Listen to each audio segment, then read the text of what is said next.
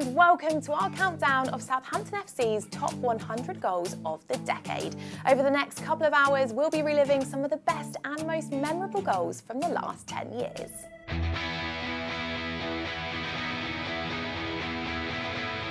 I absolutely love that moment. That is what I call a humdinger. Well, we talk about cult heroes. I think that man falls very squarely into that category. Lee driving into what a goal from Lee!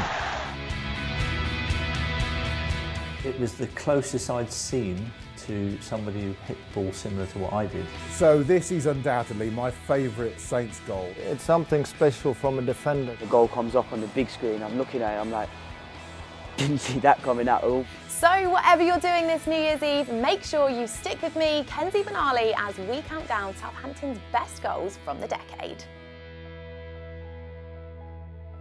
Okay, Saints fans, we've got a bumper show coming up for you this evening, so make sure you continue to comment. Tell us what you think of our countdown. Also tell us who you'd like to see as your winner of the goal of the decade. Also tell us what's been your favourite goal, who's been your favourite player or your favourite match. Right, time to start the countdown. And at number 100, we're going back to September 2012 and a League Cup tie against Sheffield Wednesday at St Mary's, when a certain Saints number 9 scored his first goal in a Saints shirt.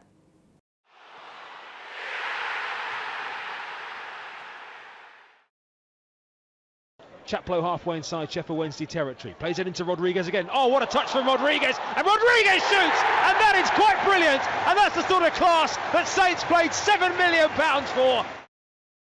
As a person, he's a top lad. Everybody who's played with Jay knows that. You know, he's humble. Family man, and you know, really nice lad. And as a player, he's one of the best finishers I've ever played with.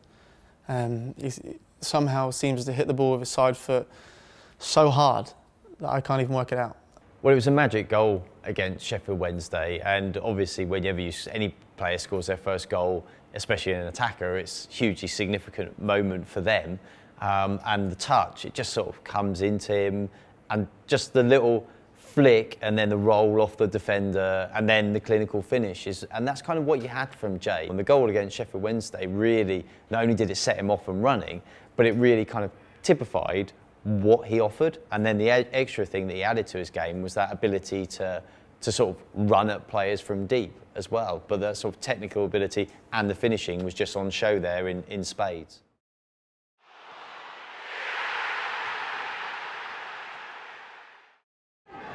Schneider in.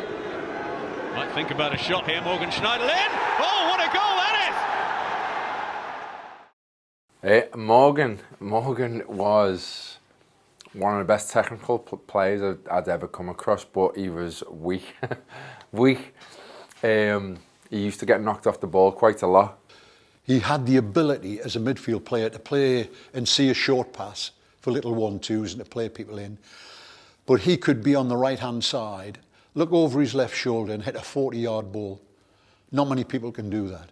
The goal against Nottingham Forest, where he just sort of screams it in, is kind of, in a way, it's not what you remember Morgan Schneider in for. It was, you know, goals were not necessarily a huge part of his game, but that absolute amazing technical quality that later was coupled with a physical ability to really mix it in any division in English football was you know, an incredible little period for him and for the club, and he was a real top player. Look at this from Schneider, leaving Yaya Toure on the deck. Not many do that.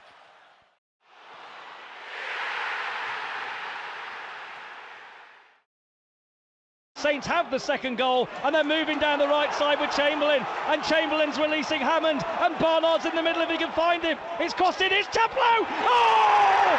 What a goal by Southampton!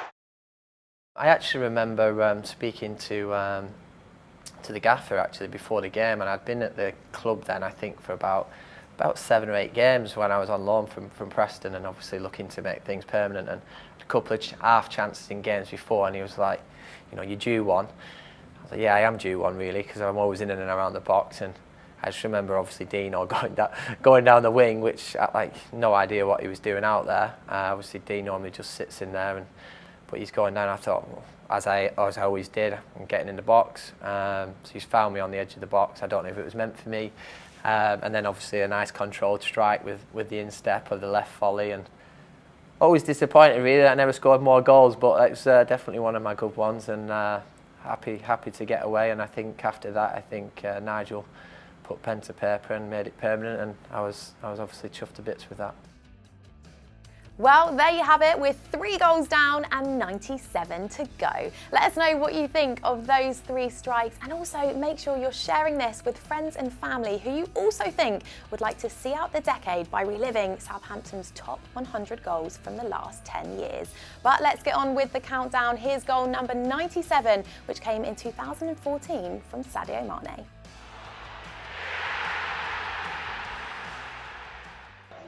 Target left-footed, long clearance, looking for Pella as the out. Chest down from Pella is excellent. And as onside is Mane from Tadic's through ball. Mane's in behind Terry. Mane pass, Courtois!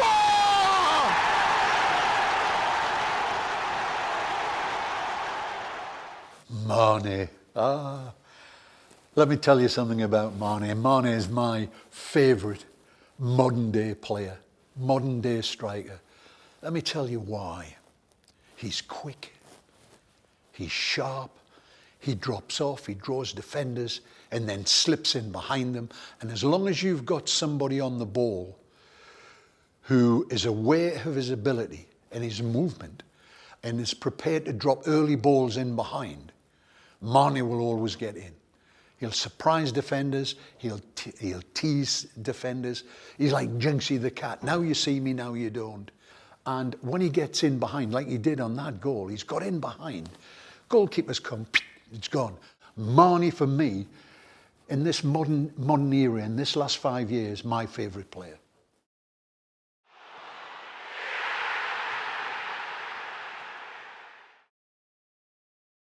Hammond at walking pace, back to Saint striker Lambert. Gooley, oh Gooley did well, Gooley all the way, and Gooley! Oh, ding dang, Gooley! Southampton have broken the deadlock with a piece of Brazilian magic from Gooley do Prado. The thing I remember most about Gooley is that he was like an enigma. Nobody had heard of him before he came to the club. He sort of popped out of nowhere, courtesy of the chairman at the time, we all thought.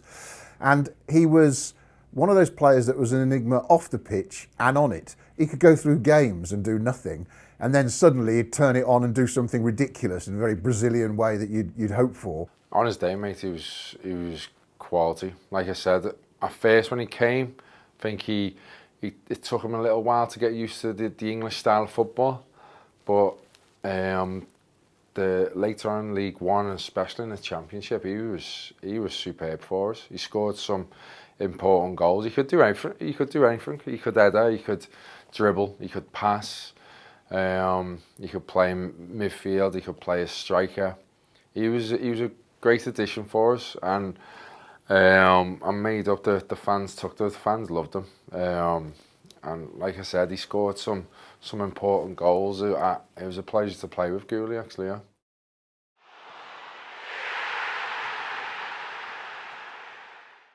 Ward-Prowse into Lallana, lovely ball to Ramirez, centre of the pitch 35 yards out. Ramirez might just hit one from distance. Oh, that's a fantastic goal from Gaston Ramirez.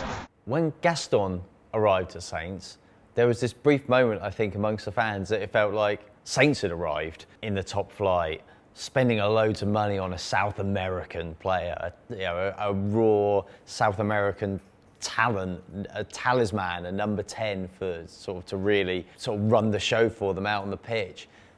Didn't really work out like that, unfortunately, with Gaston, because though he had just masses of technical ability, I mean, there's probably not that many players that have played for Saints that have got the kind of technical ability he had. He just couldn't quite produce it, and I think the physicality was part of that. It was almost one of those guys, it was more frustrating because you could see what he could do. And the goal against Everton where he picks the ball up and he shoots from 25, 30 yards, absolutely nails it. The keeper should save it. I mean, it goes straight through the goalkeeper. Everton won't want to see that one again.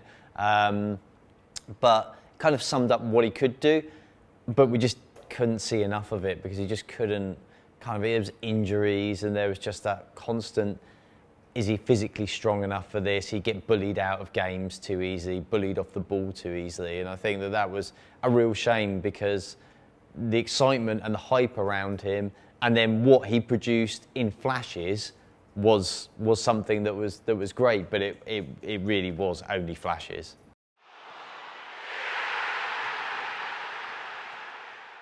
I first saw Adam Lallana when he was a boy playing at and the youth sides of the training ground. I used to go over and see some of the matches then, and he was a slide boy, very talented, very skillful on the ball, but used to get knocked about a bit. And I thought, if this boy can develop physically, one day he'll be a good player. Here comes Lallana on the edge of the ball, penalty area, Lallana! Oh, he's curled it in! Well, that's a goal where he hasn't got time and space. He's just got enough time to receive the ball, skill-wise, turn. You know, it's that awareness and perception. It's immediate look up. Good players know where players are around that, and the opposition knows where the goalkeeper is. He's on the edge of the box, and within a split second, it chips the ball, and it's a great goal. But it's the speed of thought and the technical ability to carry it out. Well, there you go. We're already 7 goals down. I hope you're having a fantastic New Year's Eve so far and enjoying a small glass of something to see out the year. Thank you so much for spending it with us. Now, we've just seen a fantastic solo strike from Gulli de Prado, and we'll be seeing more from him a bit later on. We also saw a goal from Gaston Ramirez against Everton, and our next goal is also against the Toffees. Goal number 93 comes from Stephen Davis. Stephen Davis, probably one of the best value pound-for-pound signings Saints have made in maybe ever, but definitely for a very, very long time. And the goal he scored against Everton in the 4-1 win kind of underlined what he brought to the team in terms of an attacking sense, in that he's part of the move, and then Ward-Prowse cuts it back, and it's a terrific finish from the edge of the box. He was a really good team player, and I thought he was a good signing. That particular goal's gone down the right-hand side. It's a little 1-2 with Ward-Prowse. Once again, Ward-Prowse sees the angle, plays it to Davis. Davis picks it up. Not really a lot on, but somehow he manages to get it round the right-hand side of the goalkeeper and inside the post. So what he contributed in the final third, sometimes I think even now is still overlooked, but in that period where Saints were really very successful, he was an absolutely massive part of that because of what he offered in attack.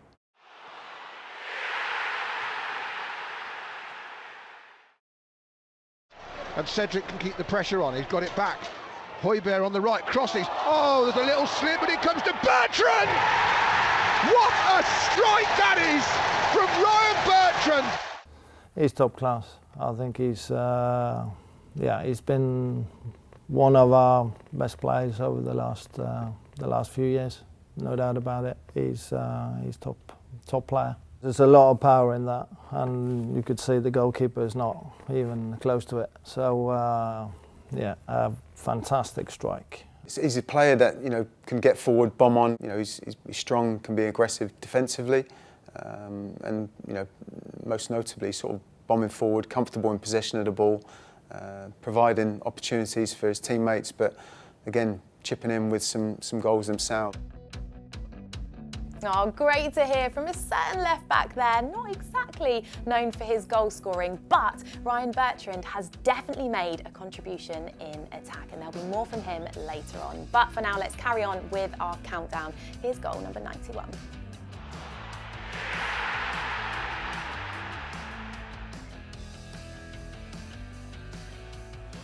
And the ball played in by Burnley, given away, and Redmond nicks it past the midfielder. Redmond running towards the penalty area, goes past another one, finds Sims in space, right-hand edge of the box, crosses towards the back post, headed back into the 6-yard area. Gabbiadini turns and volleys, and the referee has given the goal to Southampton. He has his first goal since the middle of October, and Saints have levelled it late on in the last minute of normal time. It's Burnley 1, Saints 1.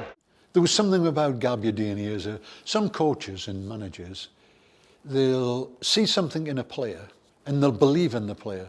You'll get another coach and another manager might not see that, might not fancy him. And that's why I love the game. You know, it's a game of opinions. And I like Gabbiadini. I would have liked to work with Gabbiadini because he was a player who could score you goals around the box. And a lot of the goals that he scored weren't clean-cut goals. They were half chances. Sometimes you create goals where the movement's right and they're easy to finish off. Some goals are spectacular, but other goals, they're what I call half chances. And Gabbiadini was a goal scorer who could make half chances count.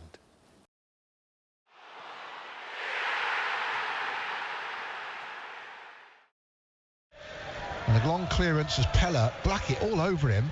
Ward-Prowse nods it, looks for a return ball, gets it. Tadic when he's back to goal, 20 yards out, turns, lays it off to Pella. Pella in the box, hits the post. Back out to Tadic, who scores! Southampton have taken the lead at Old Trafford. Dusan Tadic, just off the bench, scores his third league goal for the club. Yeah, I think when you have a player like him that can just sort of be in any area of the pitch, regardless of how tight they may be being marked, sort of just able to sort of be comfortable in possession of the football, but I guess maybe a frustration point of view for some of us Southampton supporters over his time here would have been maybe just delivering that on a more regular basis, because as we've just seen, certainly had the talent and the ability, but it's just producing it on a more frequent situation in games. The weird thing about Tadic when you look at his career at Saints is how he sort of changed and adapted, and he started off as this kind of guy he was Mr. Assist, wasn't he? He was sort of Pella's right-hand man, if you like. And that was kind of his role, was sort of a mercurial talent type of role. And everybody criticised him for not working hard enough. Then things got harder for Saints generally as time went on, and he really dug in and then worked really hard, and his creativity suffered, and people criticised him because he wasn't being as creative as he was. But for my liking, was always a terrific all-round player and a guy you'd always want in your team.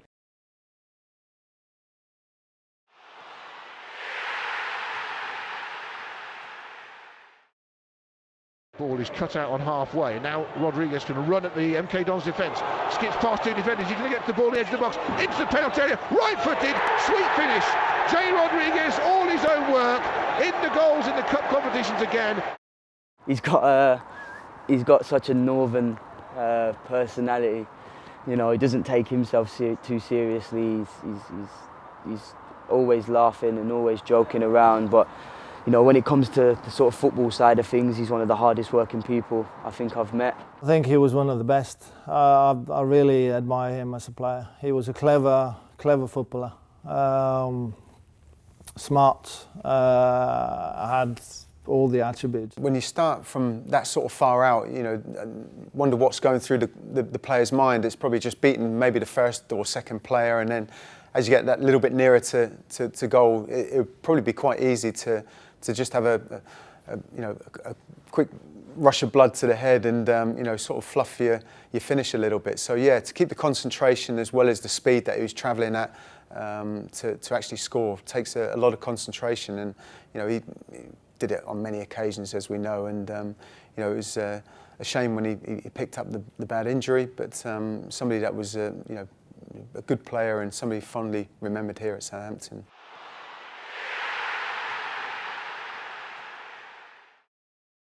Headed away by Stevenage. Callum Chambers would have, for half a second, thought about a shot. Instead, it comes back to Reeves. Oh, another belter! An absolute cracker from Ben Reeves. Ben Reeves, I can remember being sort of talked about as an exciting young talent, but of course it's like any young talent trying to break into a first team. It's not easy, but he definitely possessed some quality, and the goal he scored at Stevenage proved that. It wasn't to be for him ultimately at Saints, and he moved on. Saints' philosophy at that time, and has been for many years, is to try and introduce young players into the team, and some of them will stick and will flourish, and some of them will move on. But I think Ben Reeves went on to MK Dons and did well there, and that is kind of the hallmark of Saints. And I think Ben Reeves proved in that period of time, in sort of the short term after Saints, short to medium term, that there was a career for him elsewhere in football as well. Well, there you go, a couple of strikes there that I bet you'd forgotten about. But that's what tonight is all about, reliving some of the best goals from the last 10 years. Thank you so much for watching. We hope you're enjoying the countdown so far. Now, we've already seen 2 goals from Jay Rodriguez, and there is still more to come from him, I promise. Now, in at number 87 is one of the most bizarre goals that we're going to see in this countdown. Now, this Saints goal was a fantastic volley from the edge of the penalty area, but amazingly, it came from an opposition player.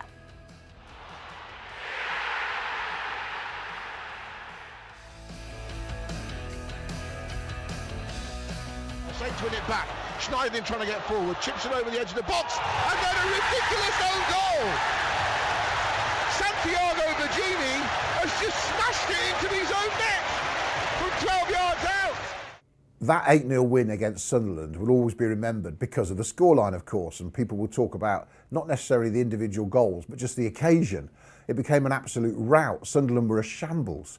But when you go back to that game, you have to laugh at the way it all started. Forget all the goals that came afterwards. How did a defender, volley it so beautifully past his own keeper with his right foot, almost facing the goal? He didn't even try and clear the ball. It's almost like he just decided to whack it because he was annoyed. It was 0-0 at the time. And of course, it started the avalanche of the afternoon. Quite an achievement, I would say, to put that in your own net.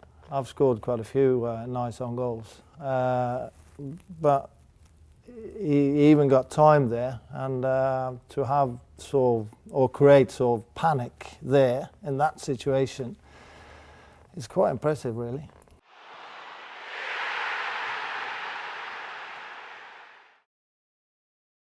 Growing in confidence, Southampton, edge of the box, lovely backheel, Clyde in the area, equalises for Southampton. Fantastic strike, Dusan Tadic's backheel undid Liverpool. Yeah, wonderful strike, wasn't it? But a great bit of play, you know, from effectively a throw-in, ball going into Dusan Tadic, and you know, something that he was more than capable of doing, wasn't it? You know, you think as a defender, when you've got the player sort of facing his own goal, they're not much of a threat or a danger, but you know, Nathaniel Clyne obviously carried that run on, played the ball into Tadic, and to get the ball back from him with that wonderful piece of skill. And then there was still work to be done. It was certainly not a foregone conclusion that it was going to be a goal. So the strike itself was just matched a bit of skill from Tadic as well. So, you know, great goal.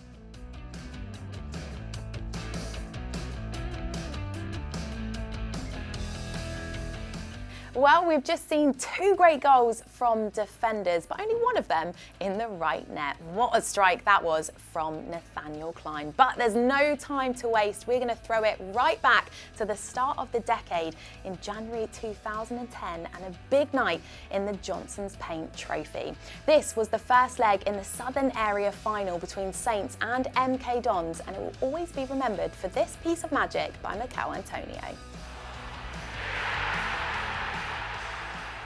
It was another one of those special moments, all those moments that you look back on and you think, well, that was kind of what helped get us to a very memorable stage, a cup final, whatever. They're always the ones that really stand out. And Antonio himself was a really interesting, exciting young talent when he was at Saints, who's obviously gone on to prove himself as a top-level player elsewhere as well. And he just was one of those guys, a bit like following in the footsteps of Papawago.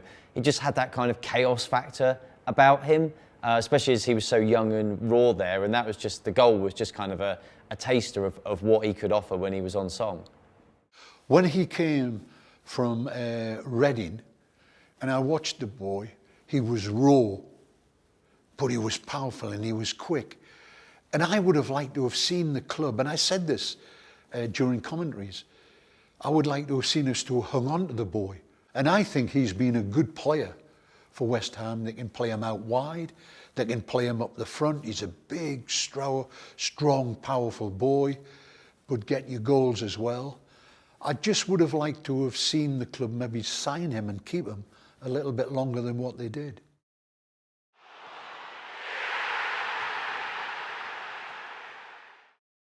Here it comes.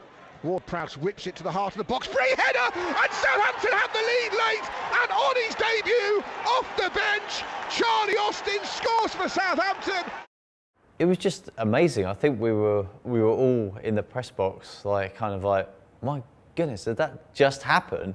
It's like there was a huge expectation when Charlie Austin signed that this was kind of the guy who was going to score the goals. I think a lot of Saints fans had hoped for a long time that Charlie Austin would end up at the club at some stage. And yeah, I mean, he just sort of strolls on towards the end of the game, gets a free kick, and you know, you just think, my goodness, he's scored. Is it really him? He's just come on and scored immediately. And I guess at that stage, you come away from Old Trafford having won, and I don't know, I guess it was kind of typical of some of the emotions of that period. When I look back, it felt a bit like anything was possible for periods of time around that era, and that was just one of those amazing sort of fairy tale moments that you don't get many of if you follow clubs like Southampton, so you've got to make the most of them. They turn up, guy comes off the bench, heads it straight in the goal, go home 1-0, lovely.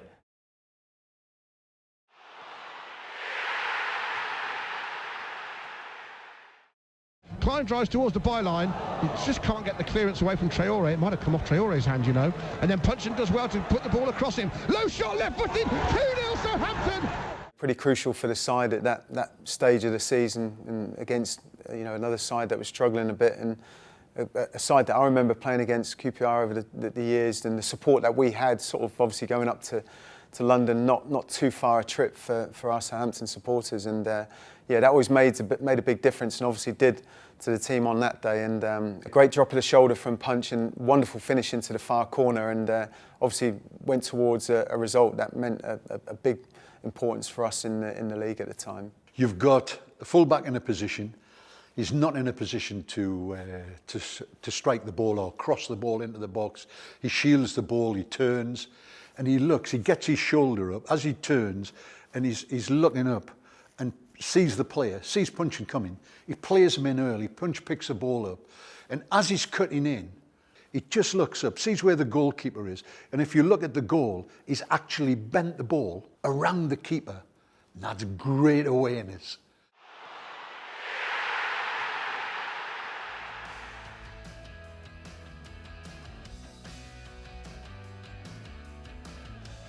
Now good reading of the pass from Schneider. He's intercepted. Conley's played a good ball to Del Prado inside the penalty. Onto his left foot.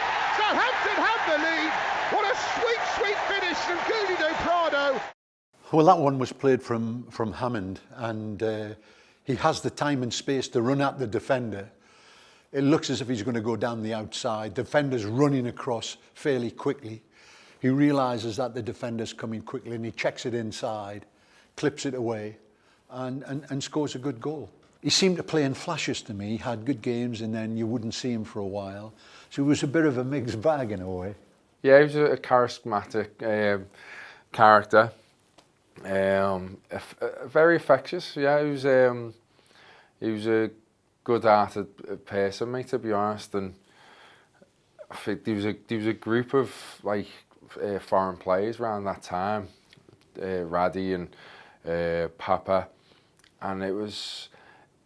I've been at clubs where they all keep themselves, the foreigners keep themselves to themselves, but as a team, we had banter between ourselves, and it was a great dressing room, to be honest, mate. And Gouli was one of the main figures in the dressing room. It was, like I said, very, very charismatic character to be around. Wow, we really are reliving some amazing memories tonight. Make sure you keep commenting throughout our countdown. Tell us where you're watching from around the world. Maybe you're in Australia and it's already 2020. If so, Happy New Year to you. Maybe you're elsewhere and you've got a bit more of a wait to go until midnight. But regardless, relax, sit back, enjoy your evening, pour yourself another glass of wine, and let's continue our countdown at number 81.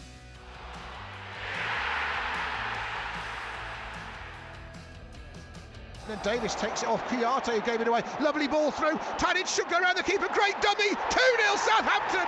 And Dusan Tadic with a lovely drop of the shoulder does for Adrian.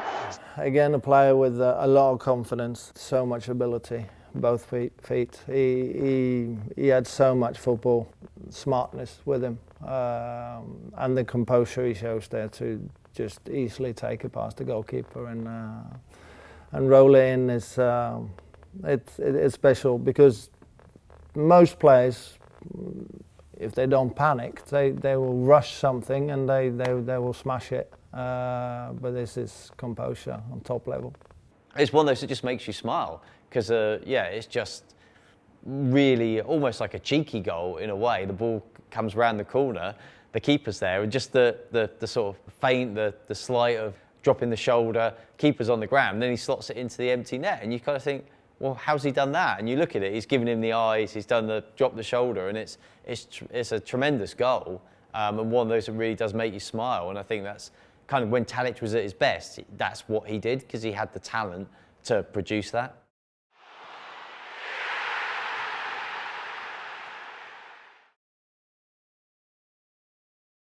Gabbiadini brings it down, gets a 1-2 with Cedric back heel towards Armstrong. What a great finish from Stuart Armstrong. 18 yards out, curls a beauty right-footed. You've got to put him into situations where he can see the picture. You've got to let him decide where his runs have got to be. You leave it to him to make those runs, and he will get you goals. But I don't think his career has gone as he would have liked here. I think there's a number of reasons for that. I think sometimes he's been played in different positions. His timing of his runs, he will get you goals in the box, but that particular one, he picks it up on the edge of the box, and again gambles, he hits it well, and it flies in the far corner. Good goal.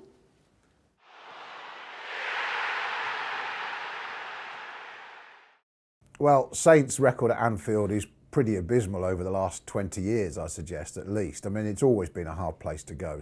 It's always a fortress. So to get a win there was massive, and it really boosted Saints at the time. Now, I know Dejan Lovren will never be a player liked by Saints fans, but to score such a famous goal for the club, a league victory at Anfield for the first time in ages, was a massive moment. So you have to give him credit for that. Kind of a feeling of a slight sense of disbelief that actually that result was going to happen. And when Lovren scored, it was right in front of the Saints fans. He sort of heads the ball and sort of follows a trajectory right in front of the fans. And I just remember the noise coming from the Saints fans and the sort of almost delirium that Saints were going to go there and get such a special result in what was a very special time for the club as well. To score that one, obviously, needs more quality. You need to generate the power and obviously the angle to get it on goal in the first, and obviously hard enough to pass the keeper. So that's a good, really good goal. And him as a player, I'm not surprised. He was a very, very determined, sort of hard-working player that had a lot of power. Saints winning at Anfield there back in September 2013. What a day. Now, we're 21 goals into our countdown, but we're still yet to see any from Rickie Lambert. So let's put that right, shall we? This was actually the first goal of the decade on the 2nd of January 2010. Rickie Lambert against Luton in the FA Cup. Lambert's free kick, right foot, curls it, brilliant! I go through phases where I'm confident or I'm not so confident. Around that time, I can remember I was very confident. I think I was hitting free kicks the way I would want to hit a free kick. I thought it was the closest I'd seen to somebody who kind of hit the ball similar to what I did since I retired here. James Beattie wasn't bad at set pieces. He hit some good free kicks, but Rickie had a very similar kind of technique to me and tended to score in the same kind of style from his free kicks. You know, that's a long way out to stick one in the top corner from there and the goalkeeper to have no chance at all. That's great technique. I knew it was in. I knew exactly where I was going to put it. Whether the keeper was going to save it or not was a different matter. And as soon as I took it, I knew it was going to go in, mate. It was, like I said, I go through ups and downs, and I was definitely in the middle of an up there, and like I said, that's what happens when it all comes together.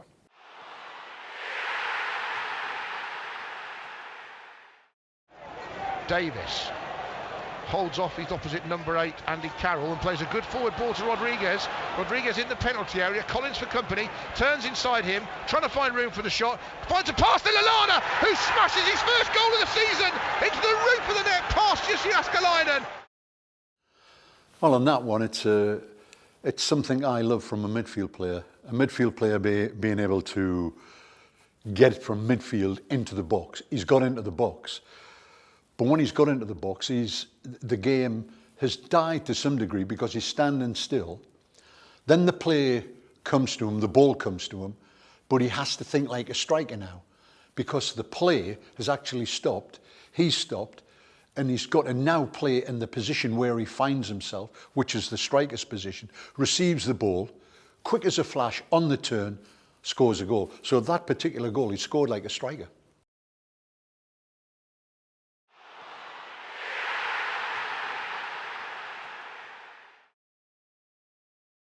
Now Lambert takes it in a similar position, slides it into the feet of Ramirez. First time ball is a beauty. Klein's made his run. Klein with the shot, and Southampton have the lead.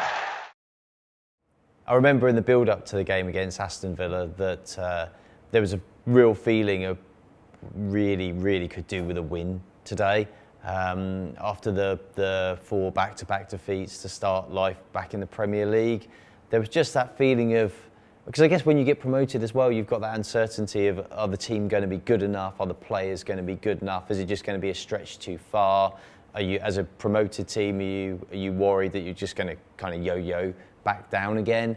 And Saints needed something. They needed to make a statement. It was a lovely sunny day at St Mary's, and they needed to kind of really turn it on. And Villa were a team that looked like they were a beatable team as well. And you kind of feared that if they didn't win that, then where would the win come from? And in the end, it was a very convincing win. And I think the manner of that victory, and it's kind of typified by Nathaniel Klein's goal, was very confidence boosting, in that you see the interplay amongst the team. There's 2 quick passes that put him in, then he produces the finish. It's a great team goal. And I think the mood afterwards was, you know what, actually, we do belong at this level. There were enough wins there for us this season that while nobody expected them to sort of be challenging in the top 6, actually there's enough wins that we could finish 4th from bottom or better here. And we've got a team that are good enough. And I think that game really was the catalyst for that self-belief and self-confidence in the team. And obviously they went on to deliver exactly that and establish the team back in the Premier League again. Well, there we go. Great memories of Southampton back in the Premier League, and another goal for Nathaniel Klein. And actually, it's not the last time he appears in our countdown. But for now, we're going back to September 2014 and a strike from Morgan Schneider at St Mary's.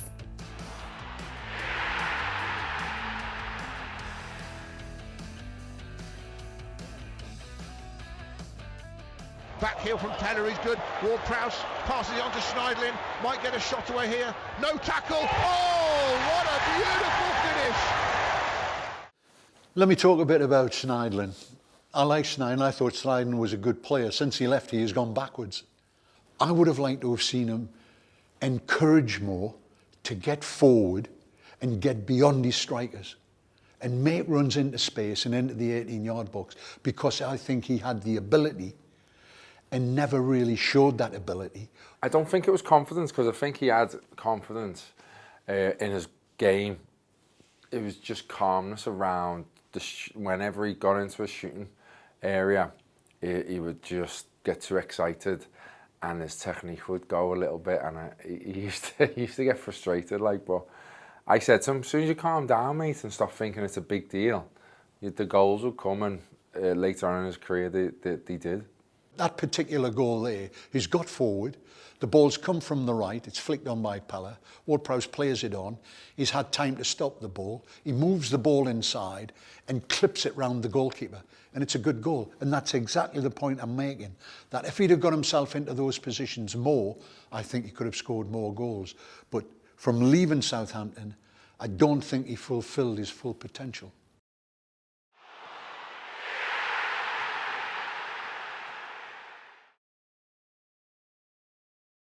Now Saints come again to the 18-yard box. Redmond right-footed. What a strike from Nathan Redmond! Yeah, I just remember sort of the ball, me watching Yannick head the ball and Chaz sort of touching it to the side to me, and I just thought, just drive, take us up the pitch. I think I remember Chaz screaming, saying, give it to Tiggs, and Tiggs was bombing down the left. And I was kind of, I half wanted to, but I thought, you know, there was no way I could cut inside again. So I just made the decision to chop back and take, I think it was a recovering defender at the game, and I just hit it. There's no, there's no secret to it, to be honest. There's nothing me thinking I'll catch him off guard or looked at the keeper. I just hit it, and you know, it went in. We're now over a quarter of the way through our countdown, and it's goals galore this New Year's Eve. I hope you're enjoying the show so far. Now we're rewinding the clock back to October 2011, when Nigel Adkins took his Southampton side to Reading in the Championship, and it will always be remembered for this moment of magic by Steve de Ridder.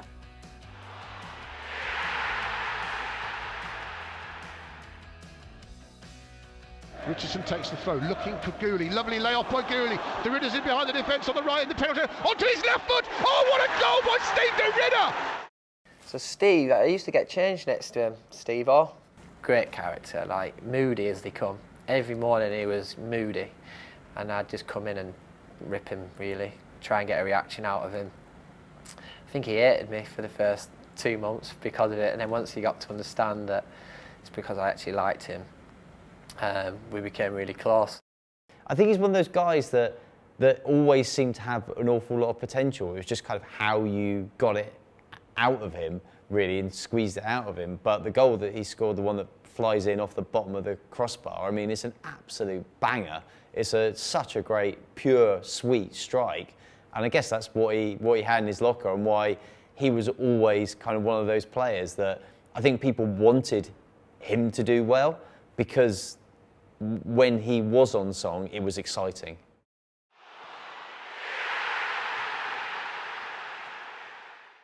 Rodriguez gets his first touch. Back to goal, 35 yards out, turns away from trouble though. Might hit it from distance, straight to the goalie, fumbles it, Ramirez dinks it into the goal!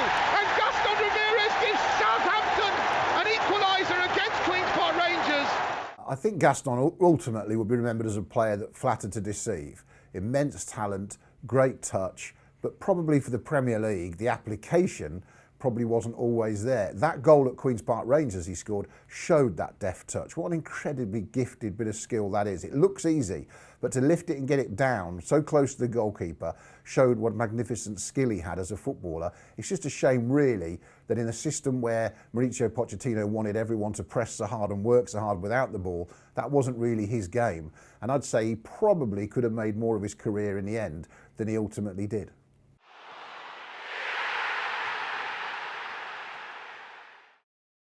Chaplow hits it early in towards the Watford centre half. Lambert couldn't collect, but Schneider's come bursting onto the ball. He's got Lallana to his left, edge of the penalty area now, twists it back onto his right foot, squares it to the edge of the D, low shot, 2-0, fantastic finish from Lambert. First time, side foot, into the corner, Kuszak stood still. Well, that's a one where Lallana again is on the edge of the box, he screens the ball, he keeps the ball, plays the ball square. Rickie's come from a slightly deeper position, like I said, because Rickie could drop off the striking position into what I call the hole between the front and the midfield. He's coming from that position straight onto it. A lot of technique there. I learned that Ads was always most probably going to turn back at some point. So I was trying to hold back and get into a position, not go too far into the box where he couldn't see me. Hold back and get into a position that if he does turn, to lay me off. And I already had in my head, you're gonna have to hit the first time, because there was a few people around me, and he did, turned, and he seen me right into my path, and I've caught it. Brilliant. It was a sweet strike, especially coming across you. It's not an easy strike to do, and it's gone exactly where I wanted it to go, and yeah, the keeper had no chance.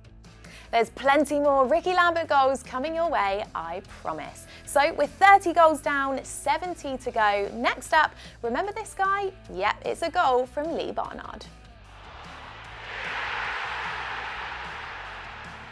We've played 1.5 minutes of the 4 tight minutes added on. Goburn the substitute, leaves it for Lallana. Lallana plays it through. Can Barnard make it 4? Barnard tries to go around the keeper from an impossible angle. Lee Barnard has the 4th goal for Southampton.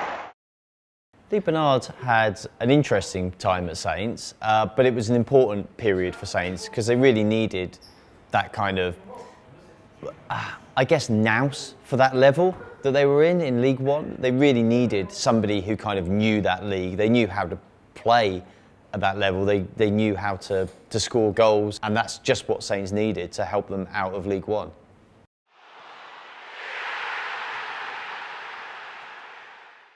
It's 3 against 5 in Saints' favour. Back it comes into Lallana, can't quite keep possession, does so. Back it comes with a low shot, and Southampton have the lead. Stephen Davis had just arrived, of course, from Rangers after their financial meltdown, so another club going through all the problems. He was a bargain and a brilliant signing for Saints at about £800,000 for a man of his experience. So, of course, when he doesn't get picked in the first game, he's probably thinking, well, I've got a bit to prove here. You know, I probably thought he'd get in the team. And for him, returning to the Premier League after those years in Scotland as well was important. But when him and Rickie Lambert came on, the team were transformed. That break was terrific. Lallana's break and speed, then his skill in the box to set the actual strike up. And for Stephen Davis, it was a dream start. And of course, it gave Saints hope and faith that they could compete in that division, because City were a good side then. Well, that goal from Stephen Davis was the second of the day at Manchester City, and I'm pretty sure a lot of you will remember the first. That features a little bit higher up, and we'll be coming to that very soon. But for now, let's get to number 68 in our countdown, and it's another goal for Jay Rodriguez, and this one came at home against Chelsea.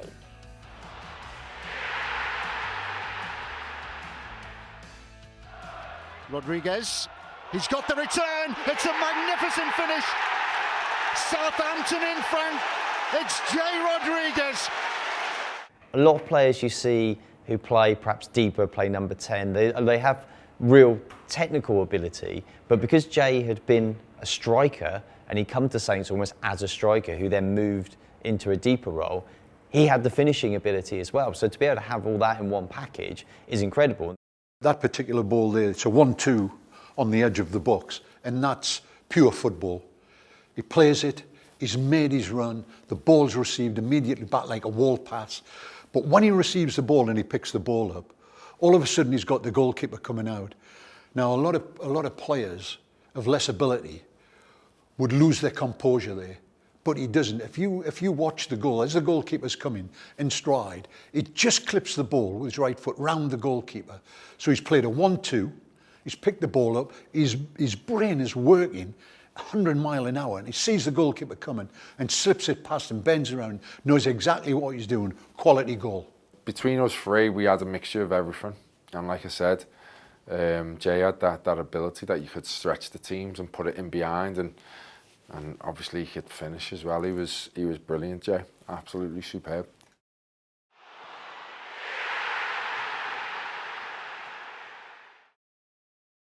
Deep in Palace territory on that far right touchline. Mane spins away from his defender. He's done brilliantly.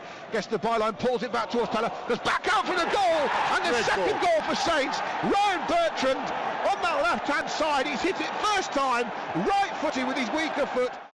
Exactly what you want from your fullback. The ball's being obviously from the throw-in down the right-hand side. Great piece of skill from Sadio Mane, which we know only too well what he's capable of doing. Great little turn in the corner, and the ball in was that air shot from Pella, but for Bertrand to be running in from the opposite flank, and very impressive to be finishing like that with your right foot. I know what my right foot was like, and it was nowhere near as lethal as that. That's for sure. So yeah, great for any fullback or wing back to be scoring goals. But yeah, a good goal and a good bit of skill and a wonderful finish.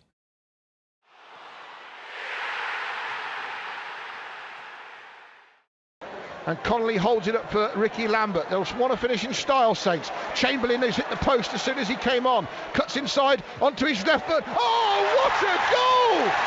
Alex Chamberlain! Alex Chamberlain would have been a key part of that side that got us promoted, and it's crucial for us as a club to sort of start stepping up and bouncing back from the lows that we experienced. And he was a key part of all that. Yeah, a player that's got pace, strength, comfortable on the ball, dribbling at players, and what a wonderful finish this was to sort of bend it in from that angle and that distance was certainly one that he'll cherish, I'm sure. The celebrations after for promotion to the champ were insane. We're obviously up, we're leading the chants for the crowd. We're all out there with our beers, and then days you could, and yeah, I think I had the kids and everything draped around me. Everybody's families were up there. Yeah, the whole. When you looked out, the whole field was just covered, and obviously the lads were just leading whatever chants, you know, Portsmouth chants and all sorts, and good times, like great times. And you know, I think like we talk about the boys, and it wasn't just the boys in the changing room. It was like throughout the whole stadium. You know, all the way down to the fans, the media staff, the coaching staff, the physios, the academy. We were just one big, you know, family all going in that direction, and if you didn't want to jump on, then jump off.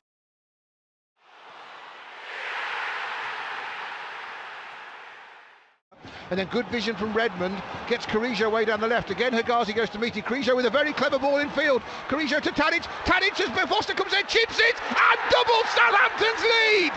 You've got the memorable assist from Guido Carrillo, where he, you know, I guess there's not much we can say about his time at Saints as it stands, but it was a tremendous ball over the top where he just sort of hooks it over the defender, even though it doesn't really look possible to do it, given he's sort of running away from it. And then Tadic runs in, and it's kind of like a dink. It's so delicate, the way he finishes it. And then in the celebration, there's kind of, I think, the little dink as well. It's in fact, it's like a goal that you almost have to say it with a high-pitched voice, dink, because it's that delicate and that sort of lovely a goal from him, and just another great moment from Tadic in amongst a few years of really great moments at Saints. OK, Saints fans, we're about to relive one of the most incredible matches of the last decade.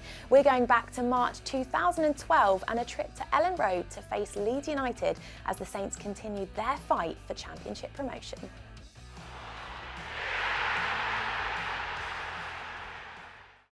Clever ball, and now Corks in down the right wing. Lovely pass as well. Can he make a good cross into the penalty? Lee nods it across. Lambert on the volley. What a fantastic goal for Southampton! Crazy game, crazy, great game, absolute great game. It was absolute backs to the wall. We didn't play well all game, I don't think. I think we defended well. Obviously you can't play well every game, but we were getting hammered. Just like it was the Alamo. McCormack on the right for Leeds, curls it in, dangerous for the area, great save from Kelvin Davis.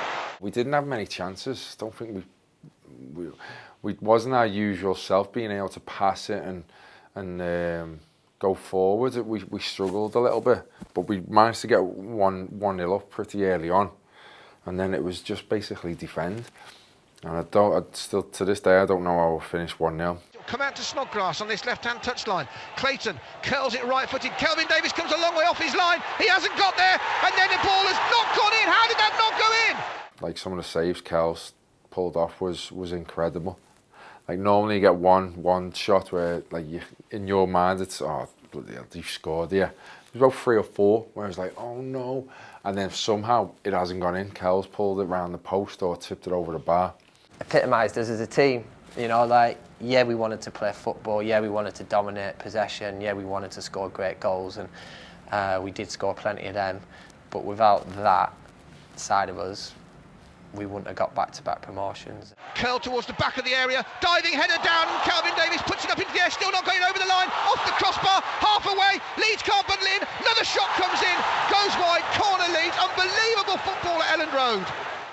Just defending our goal, like I said, I've never been in a game like it. I don't think many have, to be honest. It was brilliant to come away with the win. Like, to come away with a draw would have been good, but to come away with the win, I can remember just hugging Kelvin afterwards. I think the whole team was hugging Kelv, because it was a special performance that day. It's the best keeping performance I've ever seen in my life. I'm sure if he did a top 100 saves, he'd have plenty. So always thankful to Super for their moments. And without him behind us as well, galvanising the group, we don't get through on days like that. But incredible scenes, man.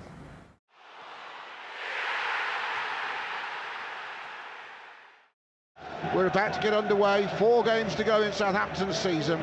Still on 36 points, last season's total. Need a point to get past that, and immediately Shane Long charges the ball down from the kick-off, and then he chips the goalkeeper, and he gives Southampton the lead in 9 seconds. Shane Long's goal after 7.69 seconds was really a sigh of relief for me. I mean, it was a great moment, but it was one of those moments when you're commentating, you often, at the kickoff, look down at your notes for a couple of things to say. So actually, thankfully for me, I'm not sure Dave saw it, but I was watching the ball enough and saw him charging and just about got the commentary right. And had you not, of course, I'd be kicking myself forever if I hadn't got that right. It's a weird one. It's something that I'm really proud of, but at the time I didn't think it was that big a deal. After the game as well, someone said it to me, I said, oh, that's cool, kind of thing. And then I had to go out and do interviews and everybody was buzzing about it, the whole place was, and I was thinking this must be a big thing now, kind of thing. And yeah, even weeks, months later, it's still talked about. And yeah, obviously it is something I'm proud of, being in the Guinness Book of Records and having that record to my name, for it to stand for 20 odd years in the Ledley King. Hopefully it's something that stands for a long time for me as well.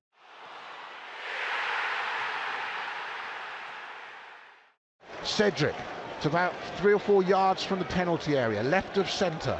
Is he really going to get this right? He's never scored a Premier League goal. Cedric curls it. Oh, it's a brilliant free kick. He does have his first goal for Southampton in the Premier League, and Saints are 2 up against United within 20 minutes. The modern balls today, they're light, you can strike them well. Ward-Prowse is brilliant at dead ball situations, but in this case it's Cedric. It's on the left-hand side. He takes it with his right foot. And sometimes if you're the right distance from goal and you've got the wall that 10 yards away, if the distance is right and you think you have the ability to get your foot under it, through it, to lift the ball over the wall with what we call dip on it, that one had dip and bend, and he struck it perfectly. And again, from a free kick, that's a good goal. Well, we've seen some great goals so far. Keep commenting with your favourites. Now, if you have just joined us, we've seen goals from the likes of Steve de Ridder, Gaston Ramirez and Gulli de Prado. But there's still plenty more goals to come, 61 to be precise. And the next one has got to be one of the best team goals from the last decade. 27 passes, which saw Southampton play Middlesbrough off the park.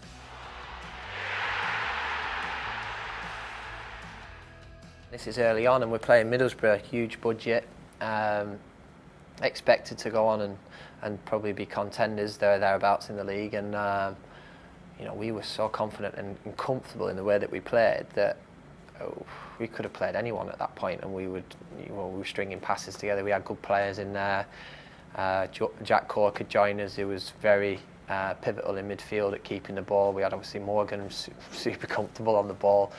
And yeah, we were just playing it around, and then great to see Connors actually get the goal at the end. Lovely work from Lambert, Connolly, then Chaplow, and it's back out to Lambert on the left wing. Looks up, what are his options? Lambert dummies the cross, carries on along the byline, 6 yards from the goal, squares it across, shot, 3-0. Connolly has his first goal since August. He was like a new player for us at the start of that season because we didn't have him the year before, and he's obviously got himself fit and got back in, had a good pre-season, and actually got into a point of where he'd pushed other people out. He'd played and you know, had been a big part of the promotion team, and what a player he was, like so clever, and at that age where he was at then, he was just so far in front of everyone else with his thinking. That goal exactly showed what we was about, and that's why that's one of the best seasons I've ever enjoyed. Like I said, it's we were brilliant, absolutely brilliant. Every player on the pitch was involved, and every person was comfortable on the ball, moving. If one player moved out of position, another player would fill in. It was brilliant, and like I said, full credit to Atkins and his team to get us playing that football. He definitely maximised the talent that we had in that squad. Good or bad, we used to watch the game back the day after, good points, bad points, and I didn't know that it was that many passes till the day after, or that good of a goal till the day after, and it was brilliant. It was, we beat them 3-0 or something like that. We absolutely battered them, and that was one of the best goals, yeah.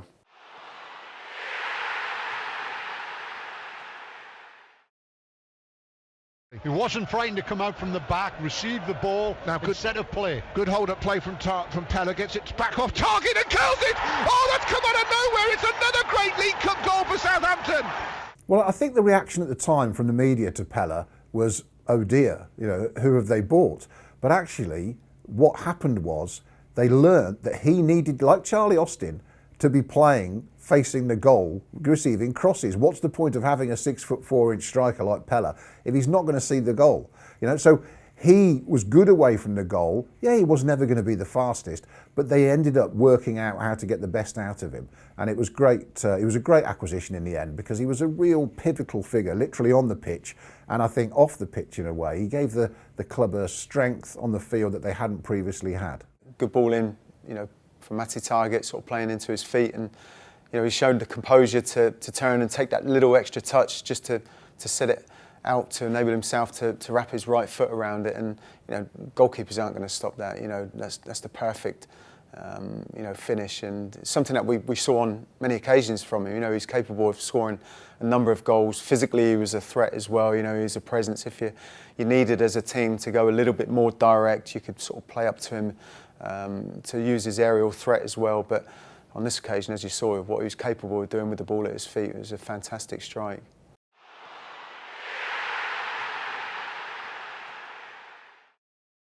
Short pass to Stephen Davis, looks up, again tries to play it to feet, it deflects, still not cleared away by Sunderland. Headed down, Rodriguez brings it down, he'll volley it, fantastic goal! Jay Rodriguez has hit an absolute beauty. Low past Manone's right. When Jay Rodriguez signed for Saints and came in, there was actually a bit of a feeling of, why is this guy signed? Why have we signed this guy? Like, what position does he offer that kind of Saints don't have?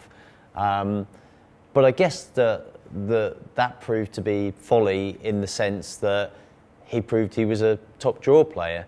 The thing about Rodriguez, he could score goals from outside of the box. He could get into the box himself and score goals with headers because he was good in the air. And that one, he's picked it up on the edge of the box. Typical striker, he's just gambled. He's seen the sticks and he's gambled. And again, it was a good goal. When I first came here, he was just coming back from his big injury. So, you know, everyone was saying it was like having a brand new player back again, and you know, I could see the quality straight away in the training sessions, and it was an actual honour to actually play with him, to be honest. Wow, how many strikes has Jay Rodriguez had in this countdown? And there's still a couple of special ones to come. Now, our next goal comes courtesy of a rather unusual source.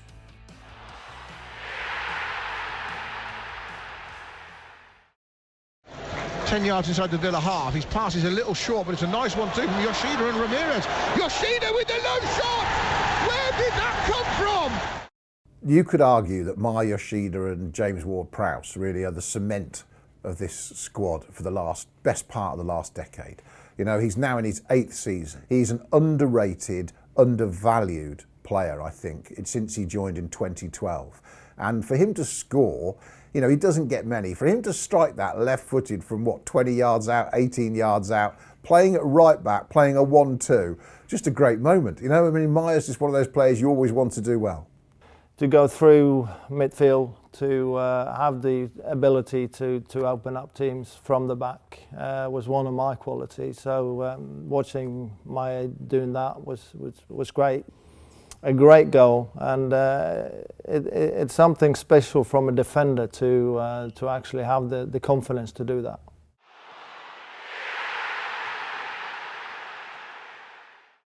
Gooley goes ahead of him, but out on the right is Fraser Richardson. Richardson's got space, he puts the ball in. Gooley on the turn!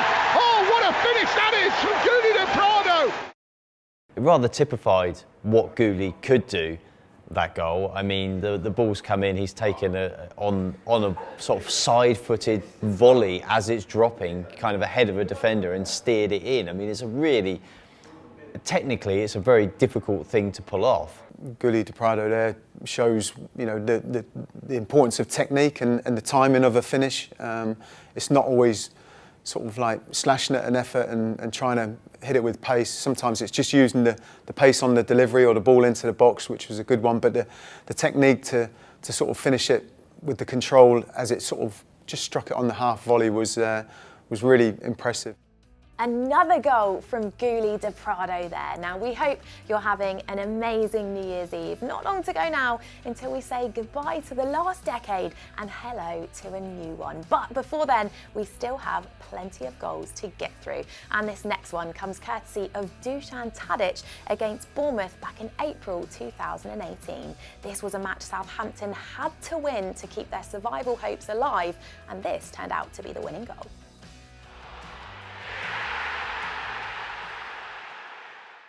Saints can put some pressure on Swansea, Dave, for 5:30. Well, that's the important thing for me, but they've got to take care of their own patch first, Adam. Yeah, Swansea won't feel any pressure, but it's given away by Steve Cook. Now Saints can break on Bournemouth. 20 yards out, he's got man to his left. Tadic, but he doesn't need it! Clever shot, left-footed. Tadic has two. Southampton have regained the lead. After all the high-profile players left in the summers before and previously, Dusan Tadic was really almost one of the old guard left at the club. He's always had wonderful skill. We've seen it since he's left Saints, Ajax as well in European competition. But that finish, to sort of toe poke it, but with control, and the way it dipped, you know, there was nothing accidental about that. It was a brilliant finish. And in the context of a season where Mark Hughes had struggled to get points having come in, they'd lost the first 3 league games under him, to nick that game, set up the chance to stay up at Swansea. Tadic was one of those, he had the ability to bend balls and with the inside outside of his foot, but he also had the ability to score a longer distance goal, you know. And the thing I like about him, not only could he score goals, but he got in and around the 18-yard box, and somehow managed to see, and with his quick feet and movement, could play a ball between people for somebody else to get in and score goals. Like I say, he was a good player.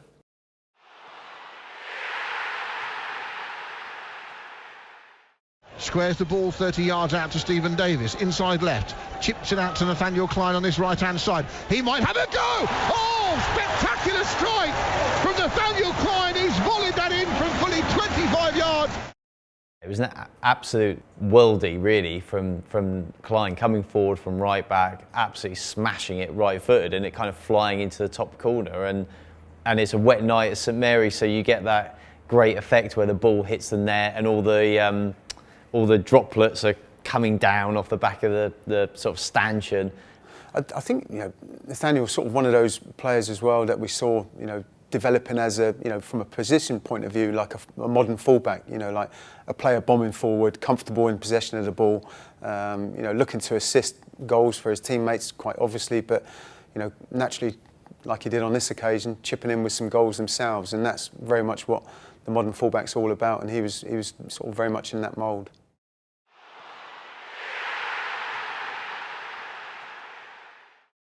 That's one of Lambert's great goals for me.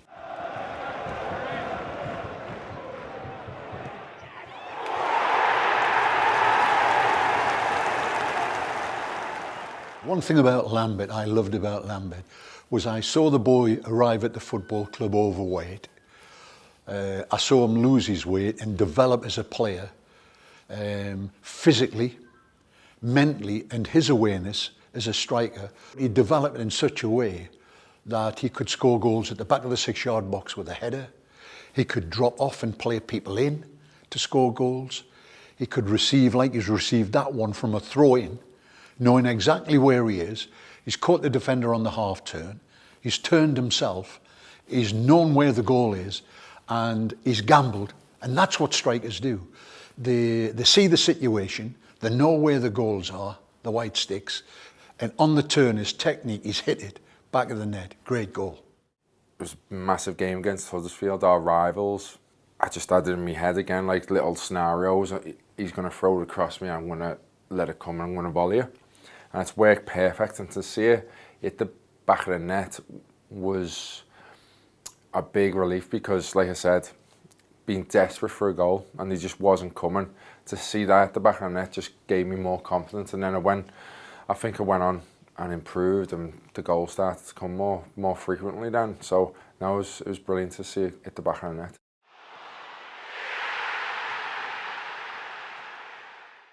Roderick clears down the right as Terry goes back to cushion the header down, and then they give it away. And that is sloppy, and you don't want to give it to Mane on the break because he's got pace. Tadic powering to his left, Pella to his right, finds Pella in the box, lines the shot up and gives Southampton a 3-1 lead at Chelsea. Of course, when everybody talks about a front three for Saints, we always think of Rodriguez, Lallana and Lambert as being the best Premier League front three. But you could argue Tadic, Mane, Pella were as effective, maybe more so in the Premier League. So that goal epitomises that front three. You can see them all racing down the pitch together as Chelsea backtrack. Great pace from Sadio, of course. And again, Graziano, the confidence just to hit it early, take it low. And of course, Saints won the game 3-1. And it sort of did for Mourinho, along with Bournemouth winning there soon after. And off he was gone. And no one was happier than Saints fans to see the special one disappear.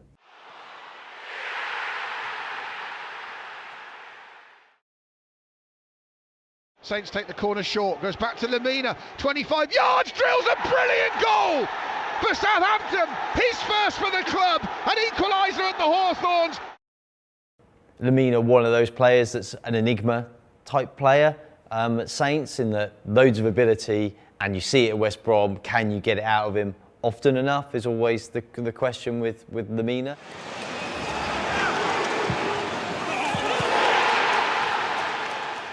I guess your expectations aren't high when anybody's going to try and shoot from that distance, and you're just like, whew, because you watch it on TV and it seems like such a pure strike, but it's only when you're there in person that you kind of get the real ferocity of actually how fast it's travelling, and the fact the goalkeeper can barely move just makes it a really tremendous goal.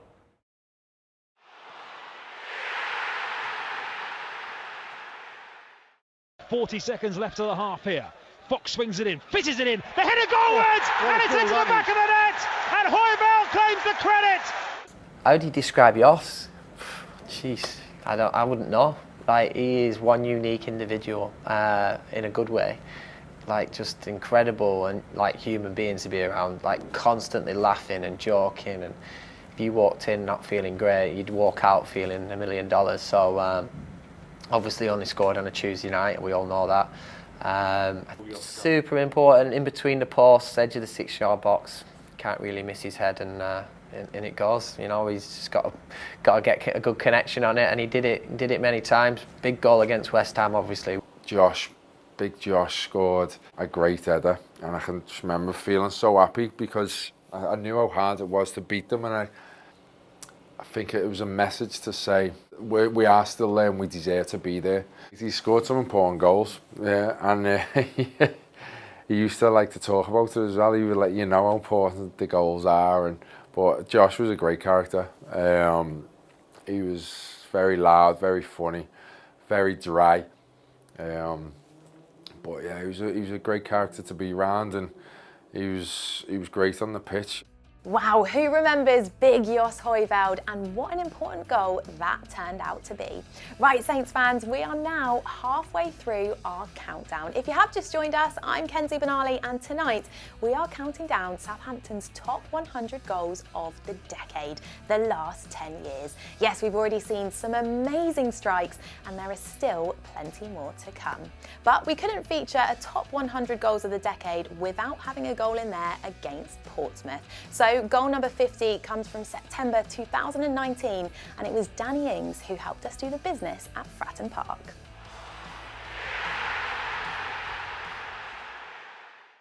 Prowse gives it him back, just behind him, just stopped him, but he's found Obafemi with a good through ball. He looks to get Ings in. McGilvery can't get there before Ings, who toes it past him beautifully. Having been so long since we last played them, it was a tie. One, it was away, which again makes it a game that everyone wants to be involved with or go and see. And two, it was a night game as well, which just really seems to add the atmosphere of the occasion. When we drew them in the cup, I remember FaceTiming Prowse straight away, because I was like buzzing, absolutely buzzing. And then in my head I was thinking, he's got to play me, he's got to play me, he's got to play me. And yeah, it was a great occasion. And it was good to get a couple of goals in such a good win. I see Michael running with the ball, and I kind of pointed to say, please just put it there. And he did, and it was a great pass. And then I saw the keeper coming out, and I thought, I'm going to have to lift this. So yeah, a little dink over him, peel off, knee slide in the corner, and it felt great. I think you saw in the celebration how much it meant to me. The first knee slide, it was kind of towards our end, but the second one, I just thought, no, I'm going to do it because it means a lot to me, and it was good that I could, score that for the team.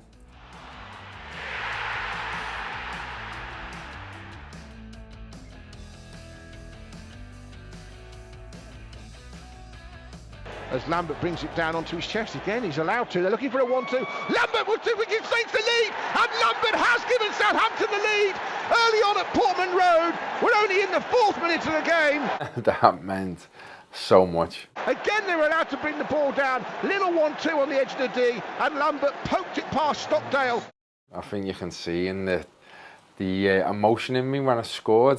I think it was the 3rd or 4th game into the season. I hadn't scored yet. So I was desperate to score, I was desperate to prove everyone wrong. I think that goal at Ipswich gave Rickie Lambert belief that he belonged in the Championship. And of course he went on to belong in the Championship very much. When you look at that goal, the class of Lambert controlling the ball, bringing it down, but then David Connolly's quality, the deft touch for the 1-2, Rickie stretching, and at the end of the day, it was one of many goals he scored, of course, but one I know he loves particularly, and also just the move shows that Rickie had more to his game than just being the big man up front. I absolutely loved that moment. It was a big moment, and then to go on and score the second and win that game 5-2 was it stands out as one of in the top 5 performances ever in a Southampton shirt that I've ever been a part of, in my eyes. That's how high I put that game.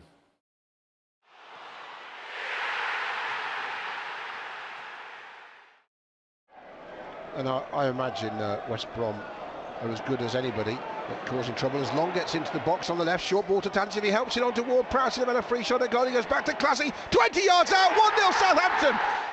Oh, it's a wonderful strike. Yeah, I guess from him as a player's perspective, when you go to a club, he was probably a bit frustrated that he didn't go on to have the impact that you would hope to have as a player. So yeah, it's a little bit disappointing, I guess, when you look back on that. But yeah, this was a wonderful strike, and again, just capable of hitting that from the edge of the box like that. Again, a strike that very few goalkeepers are going to get near or even save at all.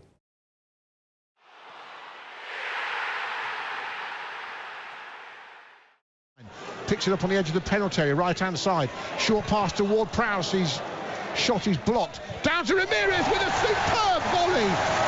Well, that's come completely out of the blue. Gaston Ramirez was hailed as a marquee signing for Saints, but in a way he was a bit like the signing of Gooley, say, who nobody really knew a lot about him when he came, but they sort of gambled on him really at the time, the club, and it was a big fee for Saints to pay. So of course there was a lot of expectation on him, and I think that was the problem, is that he never really delivered. Almost like such an effortless shot, almost out of nothing. James Ward-Prowse, the header into him. You'd almost expect a player to maybe take a touch in that scenario, but to volley it like he did, the technique as the ball's coming across him, and certainly the goalkeeper had no chance of saving that. So yeah, very good strike. So many fantastic goals we're seeing tonight, and that last goal came from Gaston Ramirez again in 2013. Our next goal though comes from Nathan Redmond, and it was a huge night here at St Mary's when we hosted Liverpool in the first leg of the EFL Cup semi-final. We all remember this second leg and Shane Long's goal, but this was the goal that put us in control of the tie.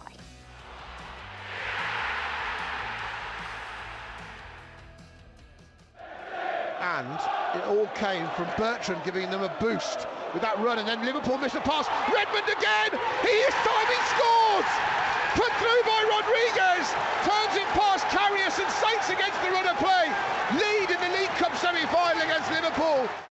The Liverpool EFL Cup tie and cup ties, I guess, were staggering because yes, Saints had beaten Arsenal, but and it was at the Emirates to get there, and that's not easy no matter what. But Arsenal fielded quite a weak team. So yeah, the game at St Mary's, I think everybody was.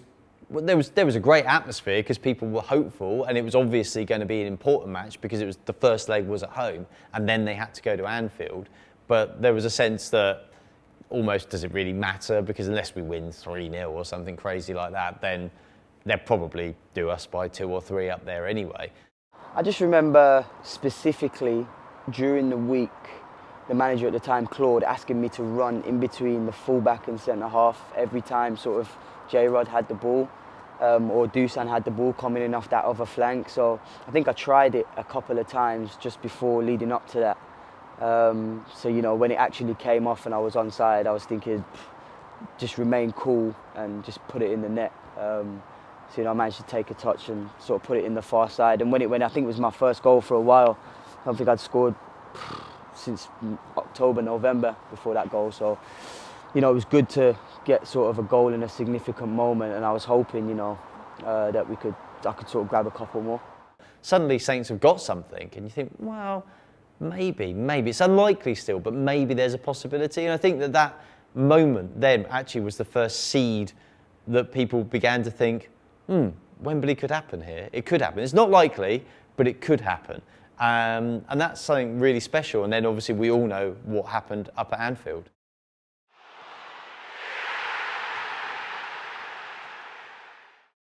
One of the best days of my life, mate. One of the best experiences I've ever had as a professional footballer.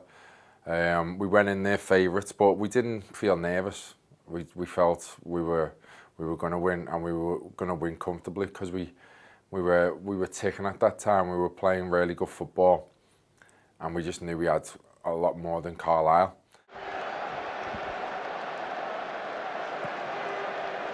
One from Davis. Touch from Lambert. Lallana's in there. Antonio. 4-0 Southampton.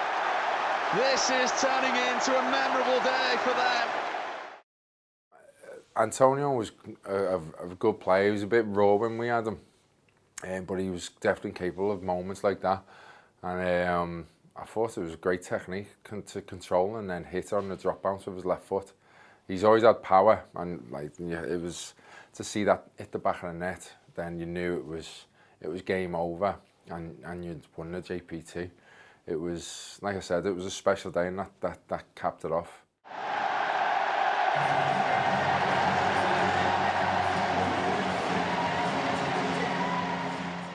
Well, what a day that was. The Johnson Paint Trophy at Wembley. And from the JPT now to the Europa League. Our next strike comes courtesy of Graziano Pella and a big night against Vitesse.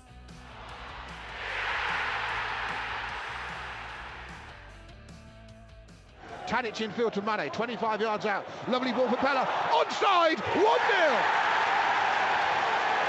That's what they needed. Out of nowhere almost. 2 good passes and 1 great finish. Saints 1, Vitesse Arnhem 0 in the Europa League.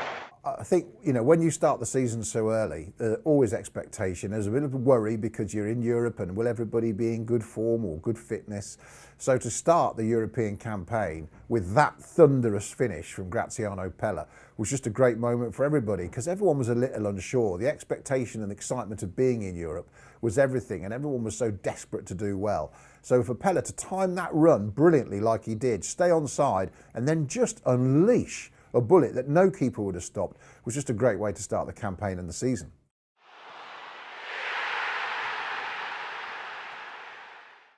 Corner from Boufal, sent back out to him from the defender's head. Now he'll attack to the byline, gets there, tries to cross, might find Shalong, pokes it across the penalty, and Saints have equalised! And Maya Yoshida with a spectacular volley in off the crossbar. There are never going to be many Maya Yoshida goals in a best 100 goals compilation at Southampton FC. And that game wasn't particularly memorable against Stoke either for Saints that afternoon. But just for the audacity of the strike and the confidence for a centre-half to hit it, and he hit it like Gerd Müller or Jurgen Klinsmann, it's just a great moment for him personally at the club. And it's such a clean finish that it's worth having in the 100 goals.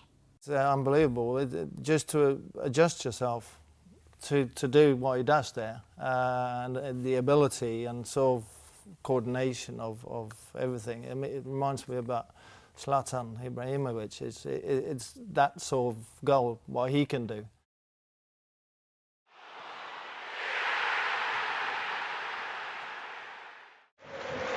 So, Leeds with the first real shot of any note on goal in this match, despite Saints' early pressure. Now Hammond picks it up centre field, driving towards the penalty area, might get a shot off, low one, left-footed, and the captain starts the season in tremendous style back in the Championship for Southampton. We carried our momentum over from the League One performances, and we played obviously Leeds, first game at home at St Mary's in the Championship. Dean Hammond scores one, and I think we won 3-1 maybe, something like that. Great player. I loved Dean. Loved him. Great captain, great character to have in the dressing room. Said the right things. Showed by example. He was brilliant for what we needed to play in that way. And like I said, he popped up with a decent, important goal now and again. That game set the tone for the season, and Dean Hammond set the tone for the team. And that goal is typical Dean Hammond, driving forward away from players, running into space, looking up, hits it early. And of course that then ignites St Mary's, gets everyone going, and the captain's leading from the front. It's a really important goal for the season.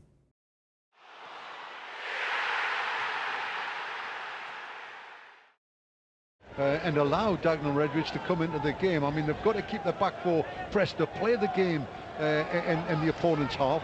Here's Chamberlain, and Chamberlain's gone for goal! Terrific! Well, what an inventive goal by Alex Chamberlain! Not for 1 second did we allow him to say that he meant it, but I think we all know that from watching him go on and play now that he definitely has that in the locker. You know, he definitely had that sort of finesse in the final third, shall we say, that goes so rarely with players of his attributes, if you would. The goal against Dagenham and Redbridge, where he just looks up. There's nobody else in the box, so it's there was talk afterwards. Was it a shot? Was it a cross? But it was a shot, and he said it was a shot as well. And just to have the audacity to try that at such a young age just kind of showed the mentality he had and how far advanced he was, even for a really young player. A vital piece of the promotion team really to the champ. We had Al going down the right, and we had obviously Adam Lallana on the left, like twisting people up left, right and centre. So yeah, he did really well, and I'm obviously so happy for him that he's gone on and I'm playing now at the very, very top, so deserves every accolade and award he gets. OK, Saints fans, there's only 40 more goals to go. We've got some absolute belters coming your way and some goals that just meant everything. Now, I hope you're having an amazing New Year's Eve so far, but the best is yet to come.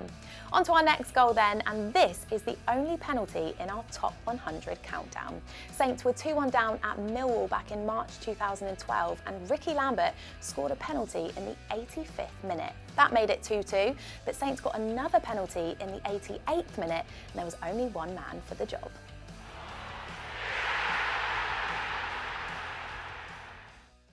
Every time you go to Millwall, you know it's going to be tough. Tough from the crowd, tough from the team, never a nice place to go. The atmosphere is vile at times, sometimes there's no denying that. It's a test of nerve, and who do you want to step up and take crucial penalties when you need a test of nerve? Rickie Lambert. Pretty much every time we got a penalty, I didn't actually feel nervous. For so long we had such a really good record as a club, because I only missed one. James Beattie, I don't think, missed any for the club. And then we had Rickie come along after that. Dodsey was pretty good when I wasn't taking them. I've never been as nervous. Never been as nervous in my life taking a pen. And I've scored at the Etihad, and I've scored you would think more pressured situations, but I didn't know where to put the pen. In my mind, I always have a spot. I'm going to hit that, I'm going to hit there. But as I put the ball down, I was changing my mind. And for the first time, the confidence just went, poof. It went, completely went. I did not know where I was going to put the ball. And I knew it was for the win. And as I ran up, I was going to go left. And at the last second, I've just turned my foot a little bit and it's hit me heel. Horrific penalty, but it's gone about this far away from his studs, just in the middle of the goal. And obviously, it looks like I've meant it. It looks like I've just scored another pen. But mate, honestly, that's probably the closest I came to losing the record.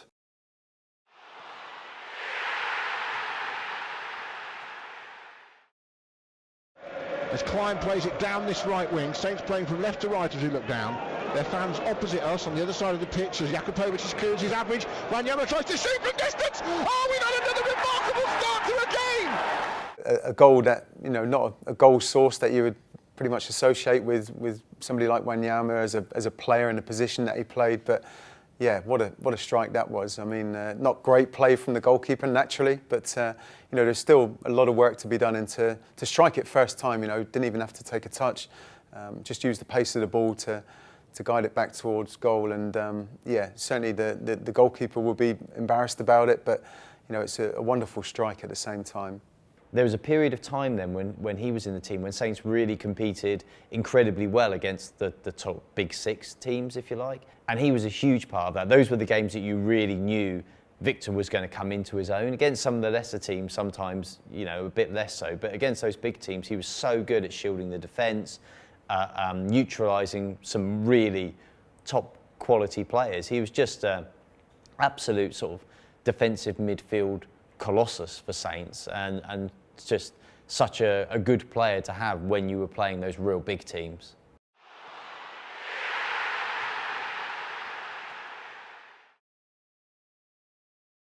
Shaw has got behind Azpilicueta. He's driving down the left wing. Luke Shaw still going towards the penalty area. Crosses in behind everyone. Comes to Punchin. Sits up. Volley 2-2. What a goal that is! Fantastic strike from Jason Punchin.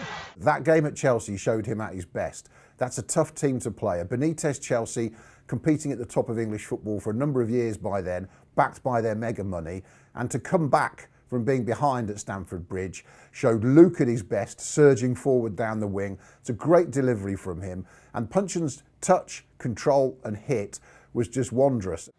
First of all, just buzzing. I got on the field. I was like, here we go. Like, let's have a go.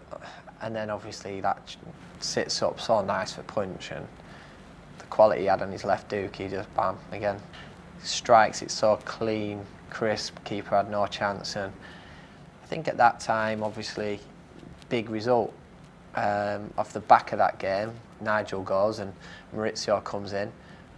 But that result played a big part in our survival. That particular goal there, it's come down the left-hand side, it's come across, and Punch has come in from the right-hand side. And it's not a perfect connect. In other words, he hasn't handled the ball straight away without a first touch, but that touch, it just managed to go up in the air, and he strikes it out of the air on the volley, and it's a cracking goal.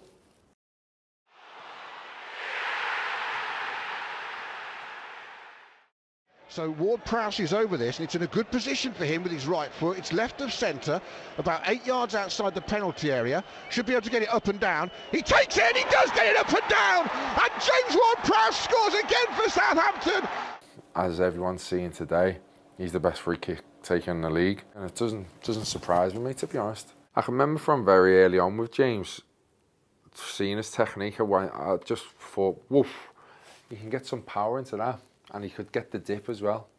Normally it takes a young kid a while to get the dip, but he had it straight away, and I was like, he got put into the first team pretty much straight away. So me and him was practicing with a couple of others most days.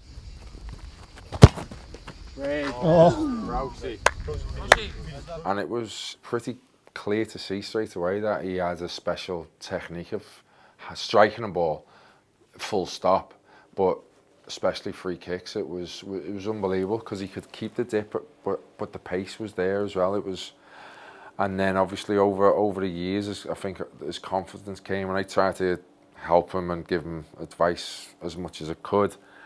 But I knew pretty much then that he had a better technique than me. All he needs is confidence. James Ward-Prowse there with a stunning free kick. Now, who remembers what happened here at St Mary's on the 20th of March 2016? Well, Liverpool were in town and they were 2-0 up before Saints turned the game around. You'll have to wait a little bit longer for the winning goal, but this was Graziano Pella's strike to make it 2-2.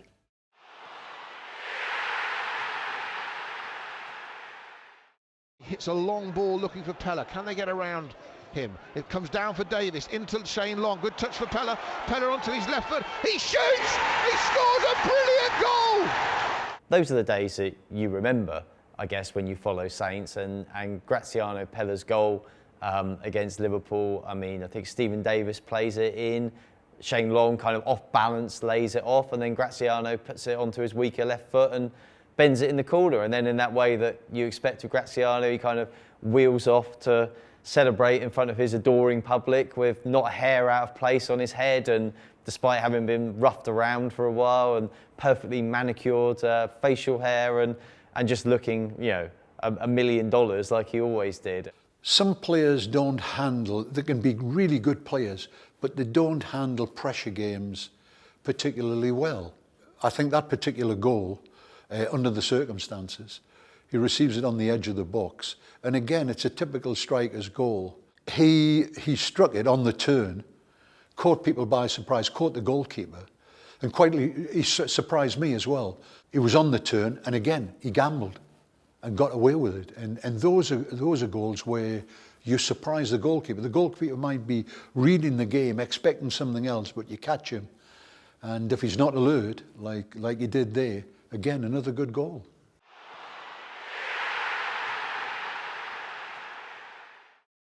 Back with Romeo. Classy.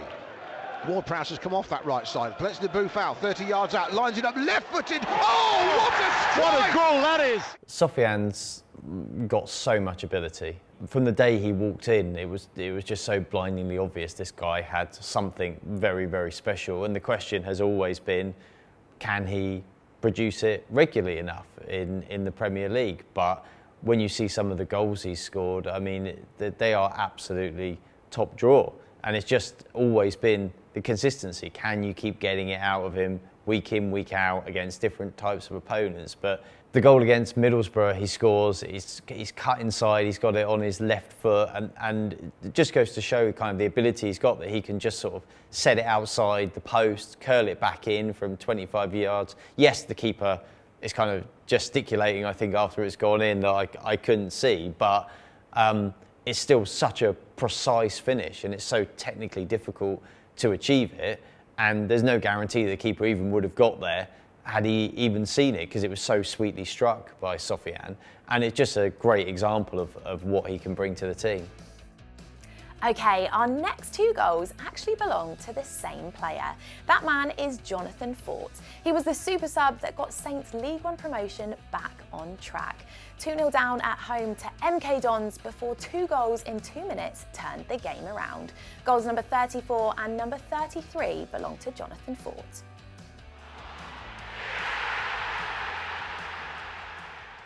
Jonathan Fort, wow. I mean, he's one of those that when you hear his name, you're like, oh yeah, I remember him.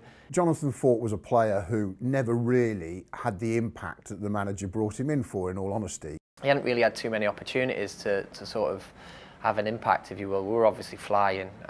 You know, we had a good top line up there. Barney was flying, Lambert, Gooley was around as well, and it's difficult for him to get in the team. We were getting beat 2-0. Didn't really look like we were going to score. I think we were dominating the game, but didn't think we had many chances. And it is Chaplow who comes off, so...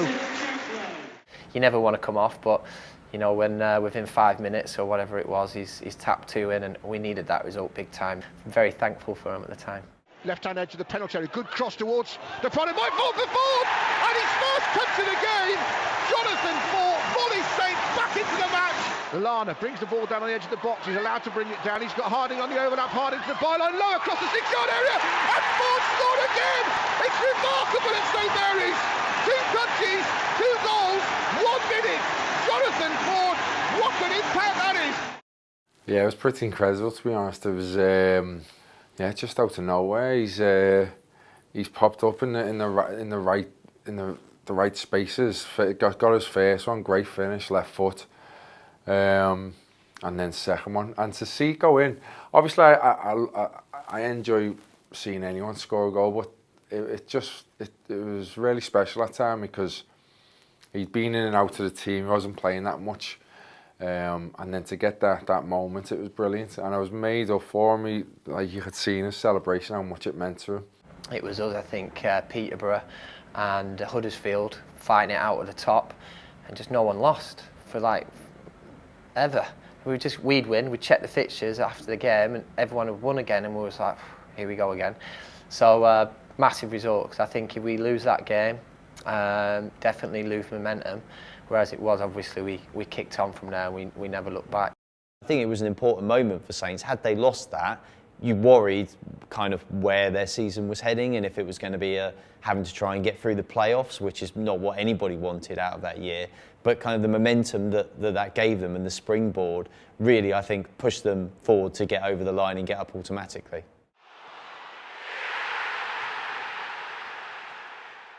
So this is undoubtedly my favourite Saints goal, A, I've commentated on, and B, that I've probably seen in the 15 years I've been working with the club. So it just tells you everything. It's absolutely full of class. For Rickie to look up, hit that pass, again, shows Rickie had more to his game than people gave him credit for. Right-footed pass, curling from right to left, behind the defender just. J-Rod picks it up. He's been transformed playing off the left by Pochettino. Cuts in, doesn't try and keep going, just looks up and hits it. It's a fantastic goal. They cut Fulham to ribbons at times, and that was the ultimate breakaway goal for Saints that I've probably ever seen, along with Shane Long's in the League Cup. Just a fantastic moment of skill from both players. It looks a brilliant pass, to be fair, but that's only because you're passing to J-Rod. He makes passes like that look, because you know if you can just put it in an area, he'll get onto it and he'll make it look like a brilliant pass. But people only talk about the pass because he's ran 15, 20 yards and put it in the top corner. But that season, it was a pleasure to play with him and Ads. I mean, it was a pleasure to play with all the lads, but I do have to make an exception for Ads and Jay. That's the best I've ever enjoyed playing football, was when I was up front with them too. It was brilliant. I mean, it still feels slightly sickening to think about the injury that he suffered, and then not only that, but the setbacks in his recovery and the infections in his knee after the operations and things. Because though he's still done well and he's gone on and he has recovered from the injury, that player that he was lost.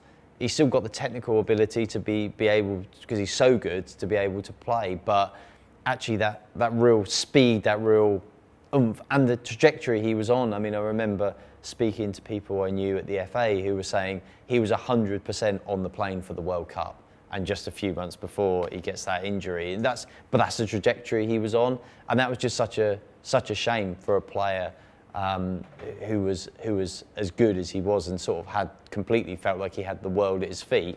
Wow, where did that time go? We're already at goal number 30. We really are at the business end of this countdown. If you are just joining us, I'm Kenzie Vanali, and we are counting down the top 100 goals of the decade. Now we're throwing it back to January 2010 now, the very start of the decade, and this wonder strike from a Southampton defender.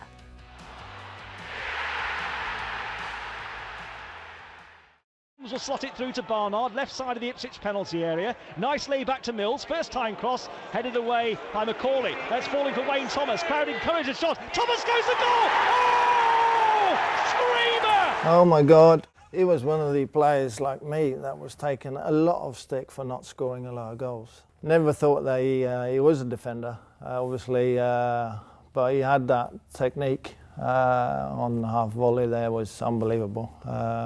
So as a defender, it's one to treasure for the rest of your life. His celebration, he played it really cool, but I think the look on the faces of his teammates suggested that he's not hitting many of those in training very often. It was an absolute screamer, straight into the top corner.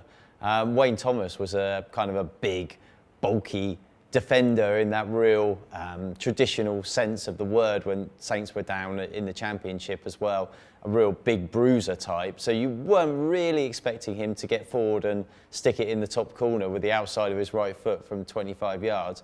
I think of all his time there, it's probably the most appealing and memorable moment of his entire career at Saints. I'm sure he probably is still watching that one back now.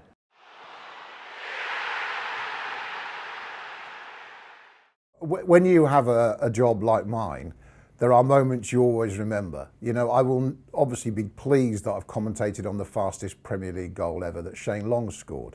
You know, the 8-0 against Sunderland stands out. But that hat-trick, to commentate on the fastest hat-trick in the Premier League, it's just a great thing to say you've done. Home sweet home for Southampton. 10 points from the last 12 are here, and they're on the course to make it 13 out of 15. Lovely 1-2 down the left-hand side, and Shea Long's away in behind the defence. Edge of the penalty, squares it. Mane for a hat-trick! That's an unbelievable hat-trick to Sadio Mane! That's a hat-trick in 2.5 minutes for the Senegalese striker. That's got to be one of the quickest hat-tricks in Premier League history for Sadio Mane, if not the quickest. To have a celebration like that when Villa came into it in good nick, and after just blowing them away to finish the game 6-1, but all Sadio's work, of course, and the finish for that goal is terrific. Just first time, looked up, hit it, opened his right foot up, just a wonderful moment. And of course that game, everybody was there will always remember. We certainly will remember it. What a moment when Sadio Mane scored the fastest hat-trick in Premier League history. Comment below and tell us if you were there for that amazing day. Now on to our next goal, and this bit of brilliance that earned Southampton a 1-0 win and all 3 points against Sheffield United in September 2019.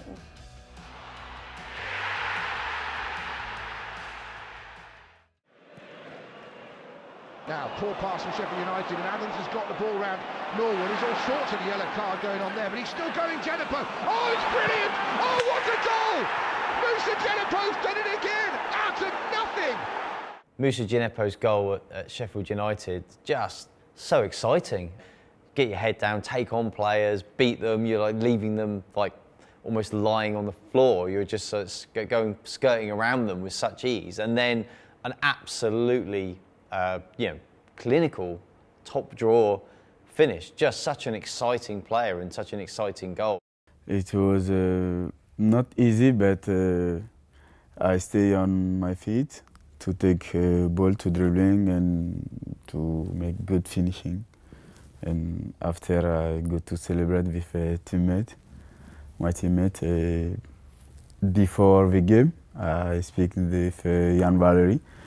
I tell him with this game I score, and after goal I go to celebrate with him, and I like to celebrate in front of Southampton fan, because fun is a good fun.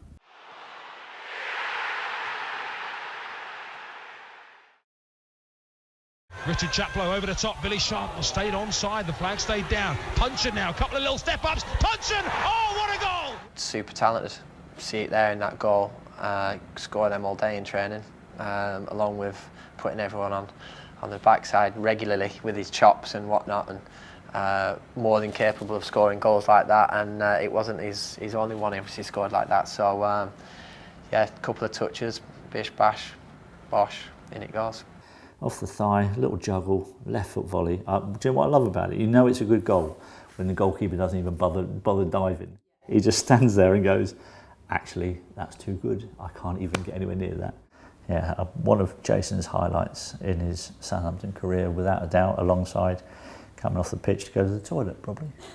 I think the one thing is that when he actually made it onto the pitch and was really kind of focused on his game, he brought a lot to Saints in that period. He was technically very good, he could contribute goals, and just kind of as a character, he was quite a sort of pugnacious type of character, which I think was obviously part of the reason that he was in and out of favour so much. But when you see goals like the one against Stevenage, where he does the couple of like little sort of almost keepy-ups, and then just what looks like it could be a wild swinger of a volley that goes into the back of the stand, but in actual fact rockets into, sort of dips into the top corner.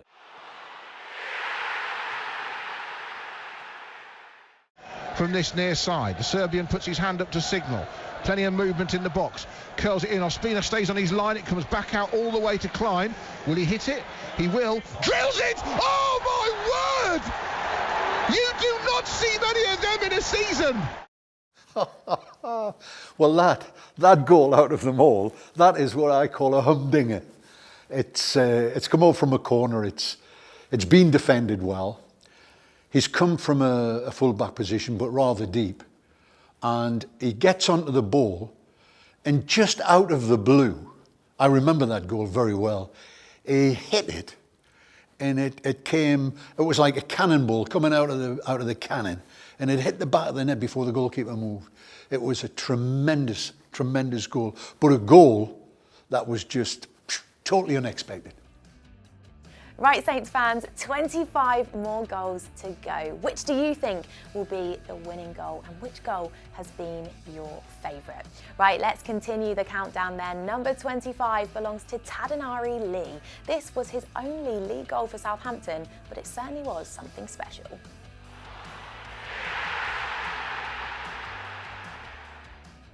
And feeds it forward to Cork, who's been energetic today. Cork hits a long ball forward, looking for Tadinari Lee, half cleared back to Lambert. Lambert prods it back to the Japanese international. Lee driving in, what a goal from Tadinari Lee!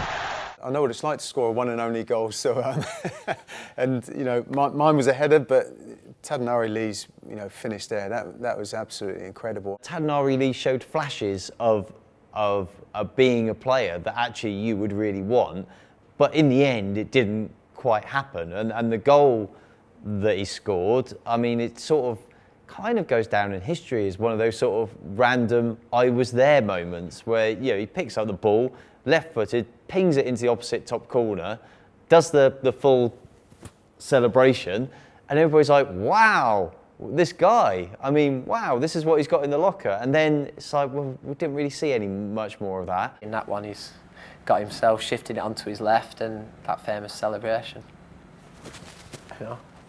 No one knew where it was coming from, but he was just so happy after, because again, limited opportunities to make an impact. Came into a team midway through the season that's flying, and it's hard. I've been in there on the other side of it, and super important goals, really important.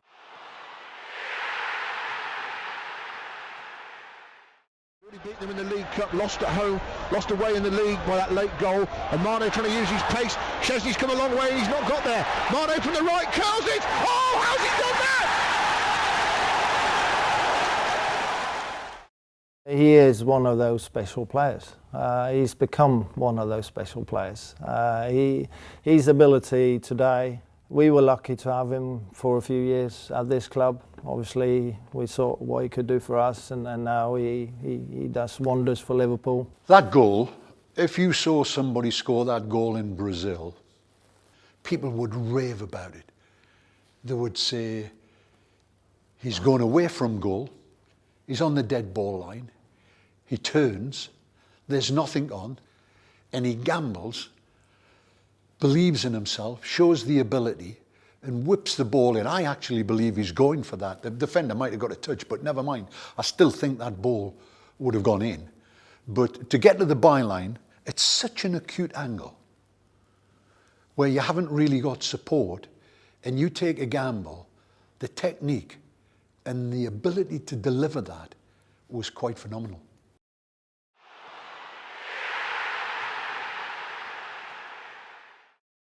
Across comes Yule to tackle him, back to Dixon, he dummies it to Gulli de Prado, he twists away from one, shoots on the turn! What a goal that is from the Brazilian!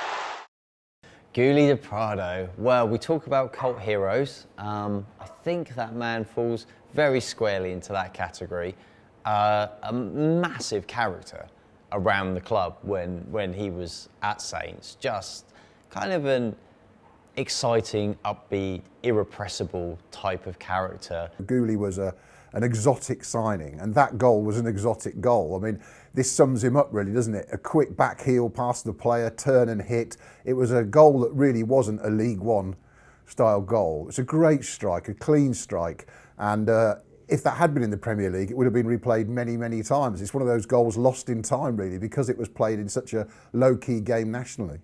I think it was under Holloway, wasn't it? And every game that we had against Holloway with Blackpool, we struggled, and that was like the first of many to come.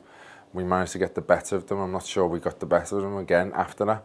So it just shows you what a scalp that was.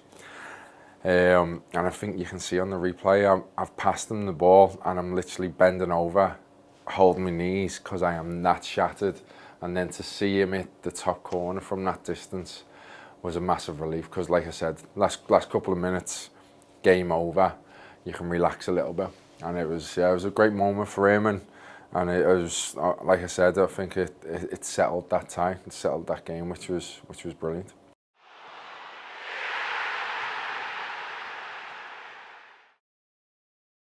But the ball's come out for Redmond on the inside left. Redmond drifting across the edge of the penalty area. Rodriguez will shoot on the turn, and a fantastic strike. Jay Rodriguez is back. It's an unbelievable strike, man. Yeah, I think I just turned on the ball, just wanting to sort of get out of a tight situation, and as I've taken a touch, I think it's just a little bit too heavy, and I just saw the defender coming out, so I tried to poke it, but he's got there before me, and it's hit me in my dish, and then it's landed to J-Rod, and before I could even sort of lift my head up, he's hit it, and then I just saw it in the back of the net, and I was like, wow, what a strike. And I was thinking, I hope I get the assist, to be honest, after the game. Wow, so many amazing goals that we're seeing on the show tonight. Some strikes there from Sadio Mane, J-Rod and Gouli. Now, this next goal will be remembered not necessarily for the strike, but more for the occasion. This was arguably one of the biggest moments in the last decade when Southampton hosted Inter Milan at St Mary's. They were 1-0 down when this goal made the stadium erupt. Goal number 21 comes from Virgil van Dijk against Inter Milan.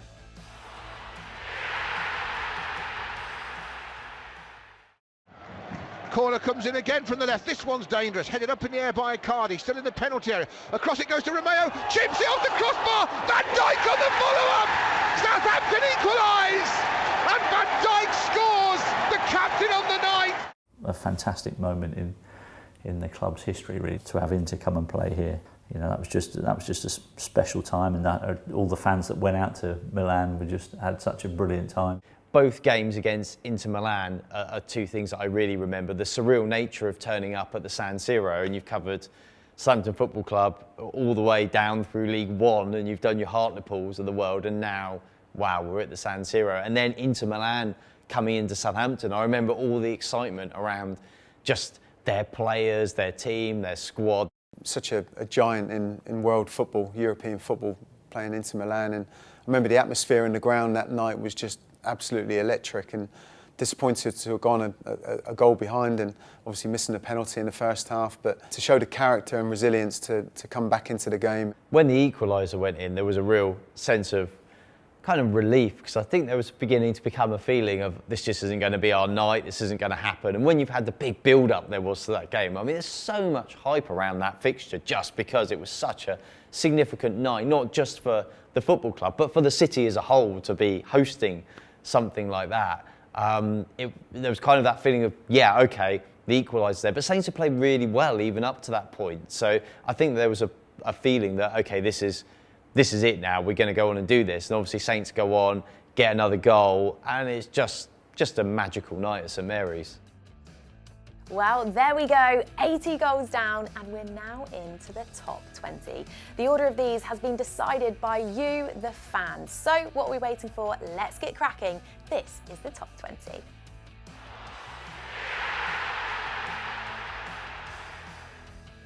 Here's Butterfield's ball into Lambert on the edge of the United penalty area. Chaplow's through. Chaplow goes to goal, and Chaplow has scored for Southampton. You know, what a wonderful strike that was. I mean, breaking into the box, that's what you want from your midfield players, and it was a pretty tight angle, and to finish high into the top of the net like that was a great finish. I always had that relationship really with Lambo, where if it went in and around him, I was always trying to pick up the pieces and get knocked down. So I suppose I got a little bit lucky with the touch really, and he took it past on my knee and then just fired it as hard as I could, and obviously found the top of the net. So delighted. I think we were running well in the league at the time, and we were probably giving United a very good run for the money at the point. So to get a goal and give the fans that excitement was very special. I think that made it 1-0, didn't it? Pretty early on. Yeah, so made us believe, made us dream, but it wasn't quite to be. But Chappie, as a lad, I loved Chappie.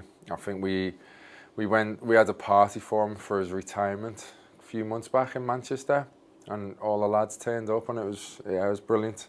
It was brilliant. It was a nice surprise for Chappie, and it was nice to see him again.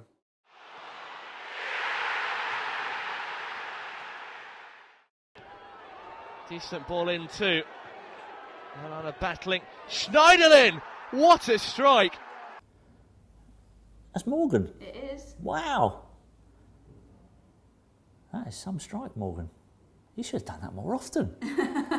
How did he not score more goals when he can do that? The thing I used to have a go at him is that he didn't bloody score goals. He had one of the best strikes of a ball I've ever seen, but he bloody couldn't shoot.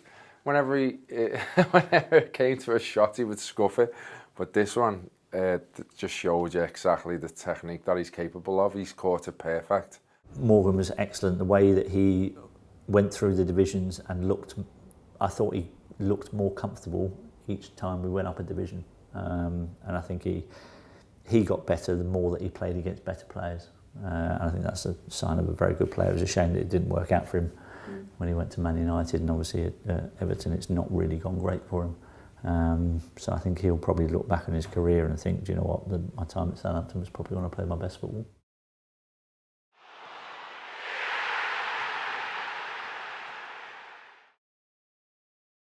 Elyounoussi down the right wing. Lamina's giving him an option on the outside, but Elyounoussi still going, and he had time and space and hit it straight onto the head of Dunk. Then a long distance shot. What a goal from Pierre-Emile Højbjerg! Yeah, absolutely tremendous. Again, ball sort of being cleared by the defenders, and you think it's safe. And I think what made the strike even more incredible was it was a wonderful goal, but just that he didn't have that sort of build-up or 3 or 4 paces to generate that power in the strike. So it was almost like just a step, maybe 2, to unleash that with such accuracy as well. Was an absolutely awesome finish. He picks it up. He's I don't know, maybe he's about 25, 30 metres from goal when he hits that ball. The defender's coming across him, trying to block him, can't get there, lifts his leg up, but by the time he's struck the ball, it's gone underneath the leg and it's heading towards the far post. Sometimes you gamble outside the box, and if your technique is right and you strike the ball right like he did there, they're outstanding goals, and that was an outstanding goal.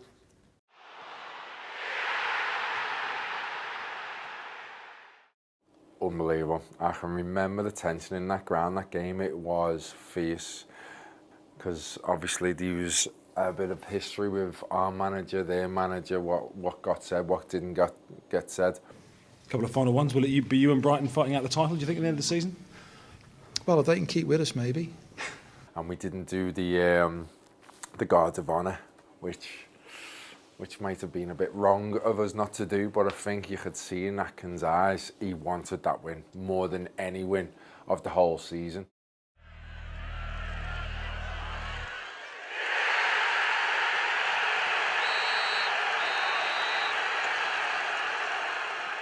Just remember the nod back, Fonte got up back stick, nods it in. I'm just stood somewhere on the halfway line, just like, oh, thank God for that. Like, and he's obviously off in the crowd, shirt off, been in the weights room for a little bit in the week, wanted to show off his physique, but big goal. Bill Shankly used to talk about an alehouse goal. What he meant by that was trying to create a goal and panic in the 18-yard box. So it doesn't matter how you get it, hump it up there, get it in there, create the pressure and get the bits. With that one, the goalkeeper's come up to the halfway line, and this is what I'm talking about. He humps a route 1, diagonally from left to right. Fonte gets up, heads it back across the goal. Who's at the back of the box? Lambert. I could tell it's going in, so I was just didn't really want to take it off him. Did hit me on the chest, so it was actually my goal, but I didn't want to ruin it for him, do you know what I mean? I let him have that one. Some amazing moments and some amazing goals. Let me know what you think of them and who is going to come out on top. We are so close to revealing our top goal of the decade. So pour yourself another glass of wine, grab a beer or even a soft drink, and let's continue with the countdown. This is goal number 16.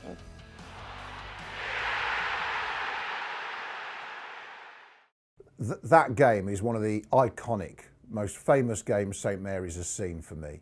It had everything. A team losing a game at home, desperate to turn it round.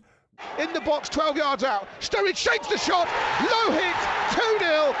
And then for Sadio to come off the bench, I think, that day, and to do that, to turn it round. I'll never forget it as a commentator because I went berserk. Skirtle will try and win the header.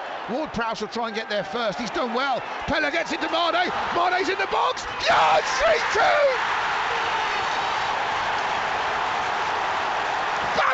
Fabulous football at St Mary's.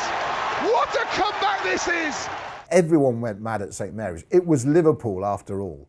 You know, Southampton have always been a side, you know, that we've been capable of taking a big scalp, and that just breeds a bit more confidence as well, especially if you're doing it on a more regular basis. It does wonders for the team itself, you know, to get that belief in the team.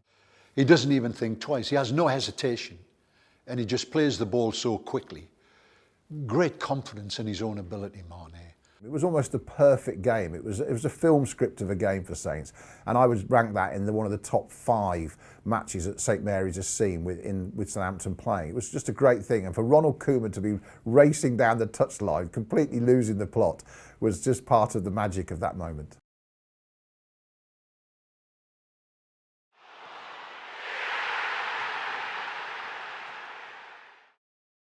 .34 minutes gone, right-footed, Lambert curls it and scores a fantastic clean free kick to Southampton.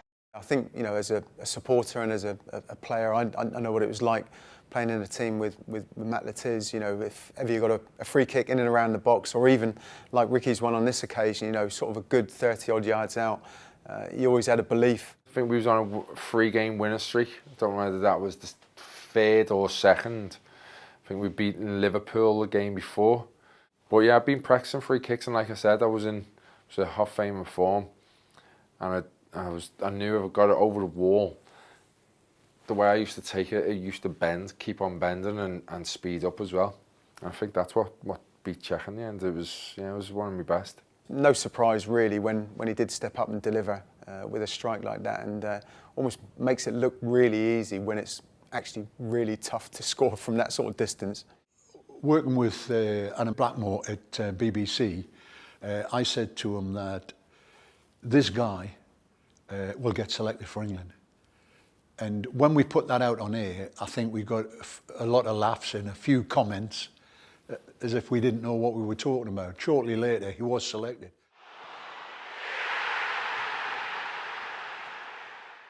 Getting it out from his feet, but gets it out on that right wing. Jack Stevens gives it back to him. I think it's going to come in first time. It does. Poor one. Djibouti heads it away. Font will lift it back towards the box. Boufal brings it down out of the sky brilliantly, and he'll curl it. Oh, what a goal! That is. If you're right-footed, you're cutting in from the left-hand side from that angle. It's not that difficult technique.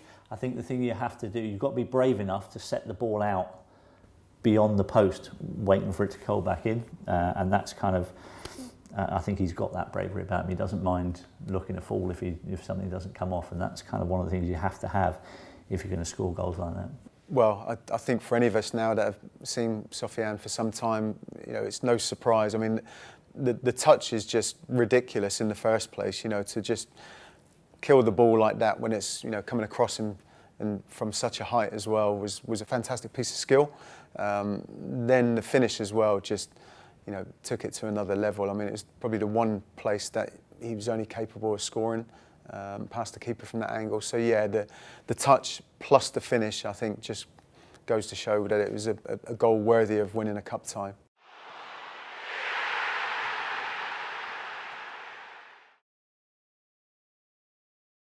Whipped in by Ward-Prowse. Goalie stays on his line. Heads up in the edge of the 6-yard box. Half away. Davis puts it back in. Then the turn and the shot. Gabbiadini's done it again. Yeah, that was a game where I thought we were robbed. I thought we were the better side. We performed better than United on the day. I think I'm coming short to Prowse and then spinning back in the box. And I just remember the ball coming back in. And then I blinked and it's in the back of the net, and I'm like, what's he done there? At first I thought he backheeled it, but then when sort of you're running back, I think when you're sort of celebrating and the goal comes up on the big screen, I'm looking at it, I'm like, didn't see that coming at all. Just remember in the stadium at the time, it was incredible to sort of get back into the game like this, and you know, the corner coming in, almost like their first header being cleared, and it just dropping to Gabbiadini virtually on the penalty spot. The way he just sort of spun and struck it, you know, as quick as he did, left-footed, was such an instinctive finish, but just left De Gea with absolutely no chance whatsoever. I mean, De Gea is just rooted at it, looking at it going into the back of the net, and yeah, certainly gave us a real buzz around Wembley that day at that stage, and yeah, such a shame that it didn't work out differently. We could have done with VAR on that game, which might have, you know, who knows, might have turned out a little bit different on the day for us. 12 more goals to go. We're getting closer, everyone. Our goal of the decade will be revealed soon. Now let's take a look at these two strikes that narrowly missed out on the top 10.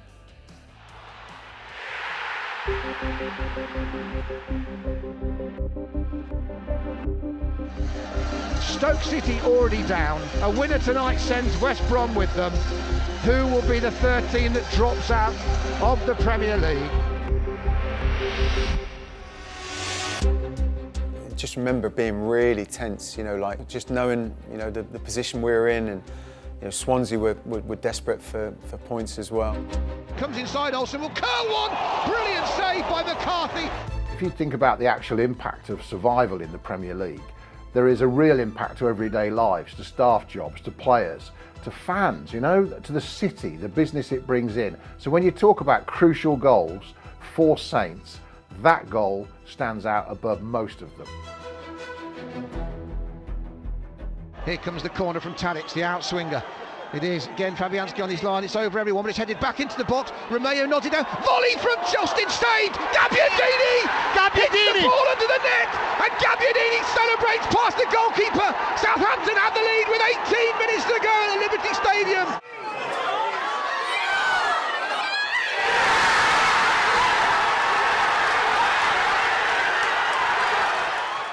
The importance of that goal was massive at the time.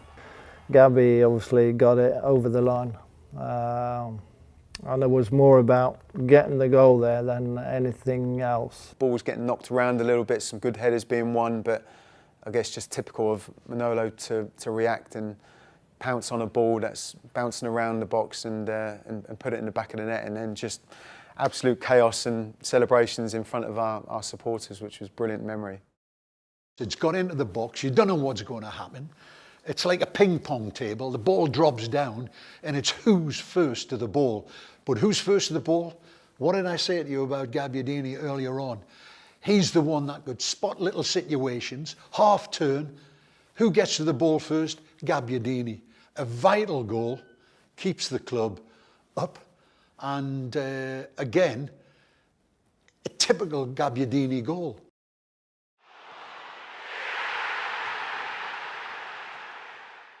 Then the third goal, of course, was Saints breaking down the left. A nice one too, actually. Shane Long got put away. Was it Stephen Davis who put him away? I thought Long did well. Now Long's got another chance from distance. Oh, what a goal that is! Because of Sadio Mane's hat-trick in that game against Villa, it's easy to overlook Shane Long, of course. At the time, a bit like last season when Hasenhüttl got him in great form, Ronald Koeman had a spell where Shane Long was terrific for him, and that was that period.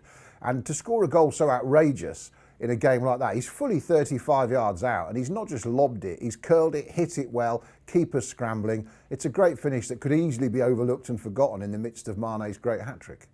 Shay Gibbon played high up behind the defence because they didn't have a lot of pace in the centre-back position, so he used to clean up a lot, kind of like a sweeper in possession. So I knew he'd be off his line, but it was one of them strikes that when I connected with it, even if he was on his line, he would have struggled to save it. You know, I couldn't have kicked it any better. So, yeah, there's things in your head before a game that you're kind of prepared for if this happens, and that was one of them.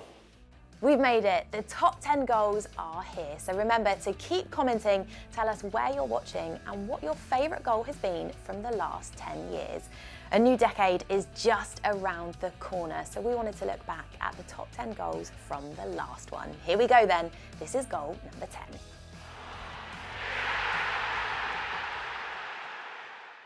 Well, it's just something that we've been working towards as a club for quite a few years.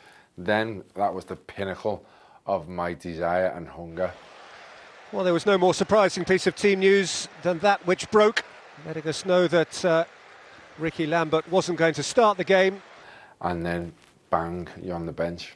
Obviously, I knew what he was saying, but completely disagreed. The way it turned out, obviously it looked like it worked, but I just couldn't get my head around it. And to be fair, it did help me, because when I came on, I wanted to kill everyone, to be honest. I played against Company and Lescott, and I just didn't care who it was. I was like I said, I was an animal back then. Lallana, Fox going outside of him. Lallana to Prado. Ward-Prowse, Lambert, Rickie Lambert! There's your man! How long's that taken him? It still hits me now, because I go back to the way I felt leading up to it, scoring it, and then afterwards it was, and like the emotions of losing the game, but we'd give them a good game. It was like I said, an emotional few days for me. A big moment, I think, for not just the club but specifically Rickie. The journey that he'd been on through the different levels of football, and almost wanting to step up and prove what you're capable of at that heights. And yeah, to come on and within what seemed like seconds, sort of finish like that. I don't think there was any doubt. It was a decent little build-up from the team, and as soon as that little ball just almost like dropped back to Rickie in the box, you pretty much knew as a Southampton fan what was coming next. And the scenes that we saw there, the footage of Rickie running off towards the supporters was, probably an image that is ingrained in so many people's minds, and a wonderful start back in the Premier League. Not result-wise, but obviously sort of with Rickie scoring, and just that belief, I think, that we could compete back at that level. It was, yeah, like I said, incredible. A moment which I never thought could ever be beaten, to be honest, mate. The emotions running to the crowd. We actually almost went on to win the game. We went 2-1 up, and I just remember thinking, wow, this is insane. Surely we can't do the same in the Premier League. Obviously we learned we couldn't shortly afterwards, but yeah, for a brief moment, mate, it was incredible.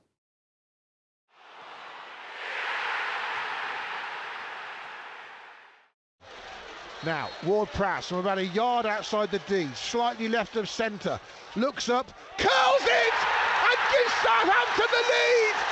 Amazing moment. I was in the Soccer Saturday studio, and when the free kick was given, I knew that he'd scored the week before at Man United, so I knew his confidence would have been right up there. And when that free kick was given, I was almost like, wow, this is going to be like a penalty. And when it went in, obviously we were 1 down in the game. This was to take us 2-1 up. And that was a brilliant moment for us, because I think that was a moment in that game where we realised, I think we are going to stay up. I was really pleased for him, because I think he'd battled so long here with a lot of different managers, trying to make sure he was a permanent fixture in the team. And he'd had periods of time where the manager didn't really fancy him, didn't play him that often, and he battled away and he got his head down. The new manager came in again, told him what he wanted from him. And he went out and did that, and he really turned his season around. And I thought back in the second half of last season, I thought it was outstanding. This particular time, if you look around the country at players who have the ability to deliver corners and free kicks, he's probably in the top 6. And you get anywhere near the goal, and I think goalkeepers would look up and think, danger. Well, if you get him in and around that 18-yard box at the right distance, he can score from dead ball situations. And like I say, dead ball situations are important. And when you've got a player like him who can deliver quality corners and quality free kicks into the box, but you get him round the goal where there's an opportunity to strike one at goal, very, very dangerous.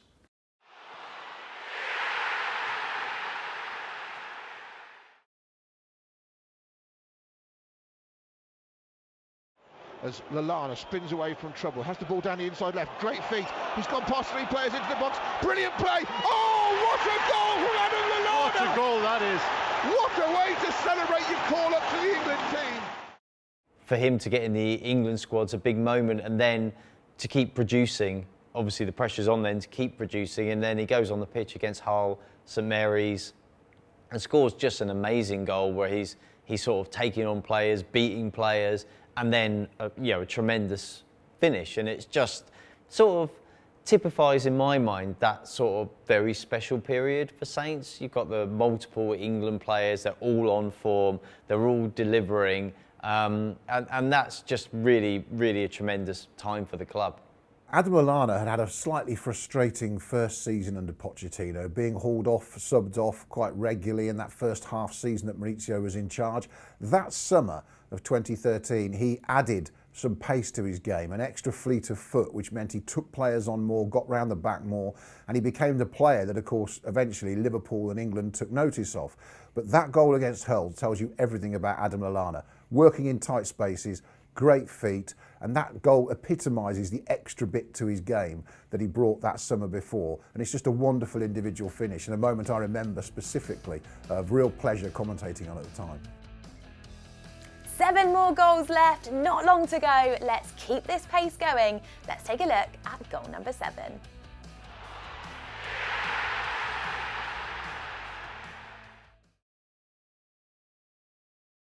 And then Redmond turns it to Austin. And Austin does well to find Valerie. Picks it up and drives towards the box. Shoots from the right-hand side and scores an absolutely brilliant goal.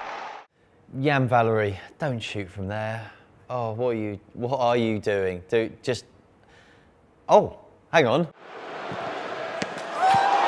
It's one of those really weird moments at Old Trafford. Here's this kid who's barely played a game, picks up the ball coming forward from right back when really against Man United you feel like you should be defending most of the time. Is going to have a shot from 25 yards, which seems like a really appalling idea, and zings it into the top corner at the near post, beating the keeper at the near post. There was such a small gap for him to hit into. You had the defender right in front of him, so he didn't have a lot to aim for. But he struck it so well. He put his head down, and the connection was so clean, and the pace on the ball was just perfect. I mean, the position, De Gea was in the perfect position with the goalkeeper, and yet you look at it and you couldn't really blame the goalkeeper because it went that quick.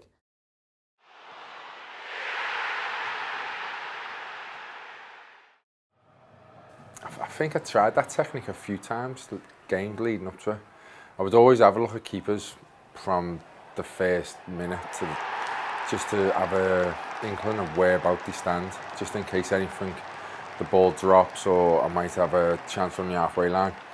And I just thought, whenever a defender drops back and leaves me with the midfield, I know I can mostly bully the midfield. So I thought, I'm going to bring this down on my chest, I'm going to turn, it's going to bounce up and I'm going to volley it. And like I said, I've tried it a few times and they don't work out. They probably comes off your shoulder or it doesn't bounce it exactly right, but everything came perfect for that goal, and that's probably the best goal I've scored for Southampton. Well, I think it was, I wouldn't say disbelief is a bit wrong, because Rickie was such a great goal scorer that nothing he did was like absolutely out of the ordinary. But suddenly you get the sense that this guy he's wearing the number 7 shirt, and there's something very special at Southampton Football Club about that number 7 shirt because of one man in particular, Matt Le Tissier. And it was a Le Tissier-esque goal in that it took your breath away. The audaciousness of it, just to even try from that kind of distance and to have the vision to do it, and then the ability to execute it. Obviously Rickie scored a lot of goals for Saints and some absolutely great goals, but that one rates right up there, and it's so befitting of the number 7 shirt. Right, we have 5 fantastic goals coming up for you. This is where it gets serious. You've been making your predictions for our number 1 goal, but only one can claim the title. This is the top 5.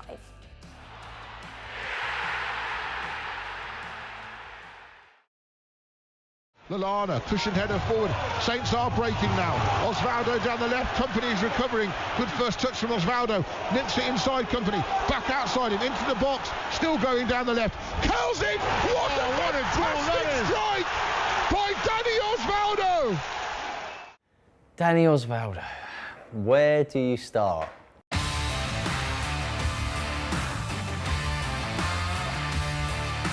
Goodness me, I mean, that feels like a surreal period in the club's history. This guy comes in like a rock star, not like a footballer. Got probably the shortest fuse of anybody you've ever seen take to the football pitch, but also masses of ability, bags of ability, and the goal, the one that everybody remembers and talks about, is just, it's one of the best goals that probably Saints have had for many years. It's an absolutely terrific goal. Once he's got the defender, he doesn't even look up. I think sometimes as a striker or as a forward player, you have to gamble. And that was a pure gamble of knowing where you are and being prepared, you know, to gamble, take a chance. Other players around him. He's took 3 players out the game. The moment that ball leaves his foot, there's 3 blue shirts there. Does the goalkeeper, and it's in the top corner. Very clever goal. It turned out to be a disaster of a signing, but at least he left behind one very, very memorable goal, which I guess we could all enjoy and replay again and again.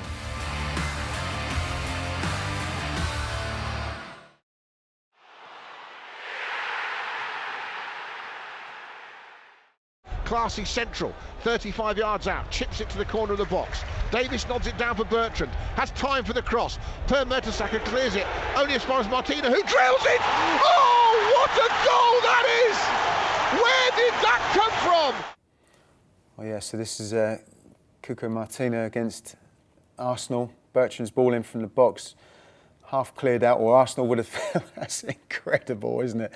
I don't think anyone will forget that. And you just see it in the faces of the players, I think, and the supporters in the background. You know, all his teammates are piling into the celebrations. It was the power that it was struck with as well, wasn't it? You know, it just didn't sort of move apart from a few feet off the floor, and I think the bend as well behind it. I think there's a great view. I might get it here in a moment, but you know, sort of from behind Martina where he struck it, and the sort of curve, it was almost like outside the post, wasn't it, and then sort of bent into the far corner.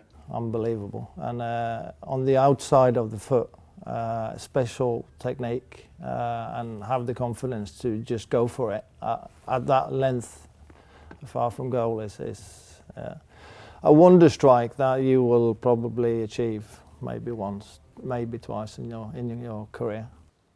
Sometimes full-backs come late when the ball comes out. When you strike a ball like that, it can go anywhere. Sometimes it can go way over the top of the bar, way past the post, hit the corner flag. But if you strike them right, as he did that one, but there was something else about that goal, because I remember sitting in the press box right behind it, and as he's come in, he's whipped his foot across the ball. He's actually struck it with the outside of his foot, and there was a slight bend on it, but it was a gamble goal. You come, you see it, you have a go, you take a chance, it comes off your foot like a rocket, and it's in the back of the net, but it's with bend on it, but great technique. Wow, we're getting closer now. No messing around here. We are just moments away from declaring the goal of the decade. That's been voted for by you, the fans. So let's find out who's won that bronze position. This is goal number 3.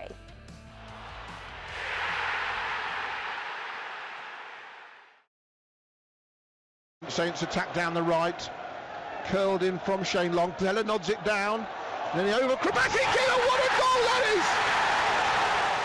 I think with Graziano Pella, his time at Saints almost got better and better. So when he started, again, like some of the signings we've talked about that we hadn't heard of, like Gulli or Ramirez, or players that came out of nowhere, Pella sort of came out of nowhere. He looked like a classic old-fashioned English centre forward. Of course, he also looked like a pin-up Italian model, the way he was. Girls loved him. He was as smooth as you like. But he started with that lack of pace that can really expose you in the Premier League. So when he was running towards goal, we all thought he was a bit of a cart horse. When the side actually learned how to play off him and play around him, and they played to his strengths, he was brilliant. How do you describe that goal? Well, that's a goal where you think it's out of the blue, nothing on. Ball comes over, Tadic plays him in, he's got his back to goal, and I remember that one very well. There was nothing on for him. His back's to goal, he's flicked it up, and he's just gambled over the top of his shoulder where he struck the ball. And it was just another goal out of the blue. But great skill, great awareness, and a striker's goal with flair. Yet another memorable goal, but it hasn't won. We're now down to our final 2 goals. Can you feel the tension? Well, let's reveal the goal that has finished in 2nd place. This is goal number 2.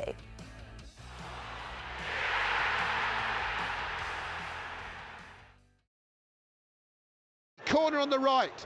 Milner takes it low into the edge of the penalty area. I didn't even see the board. 4 minutes we're going to have, but Saints are on the break and it might not matter. Sims over halfway, Long to his right. Sims directly running down the middle of the pitch. Feeds Shane Long, his first touch is good. He shoots! He puts Southampton to Wembley! Saints are going to go to Wembley for their 2nd ever League Cup final. I think it's fair to say that's possibly Claude Puel's best moment as Southampton manager. And I love the moment of Shane Long scoring. I love the build-up, the counter-attack, Sims doing so well. Enjoyed the commentary at the time. I really enjoyed that moment. And what I love about it more than anything is the way the away end explodes as Shane Long scores the goal, because we all knew Saints were going to Wembley. You know, when you've got an absolute speed demon like Simsy carrying the ball through the pitch and you've got Longy right in front of him.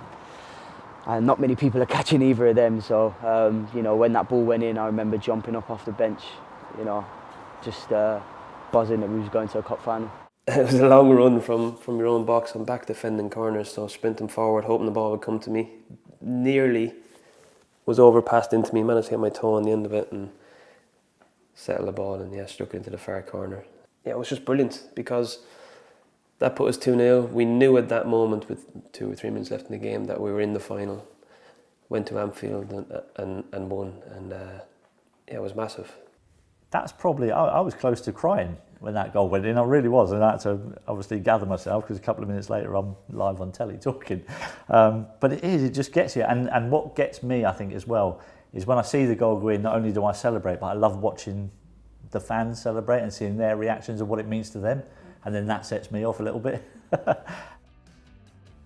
Well, there we have it. It's time to reveal Southampton's goal of the decade, voted for by you, the fans. And what a moment this was.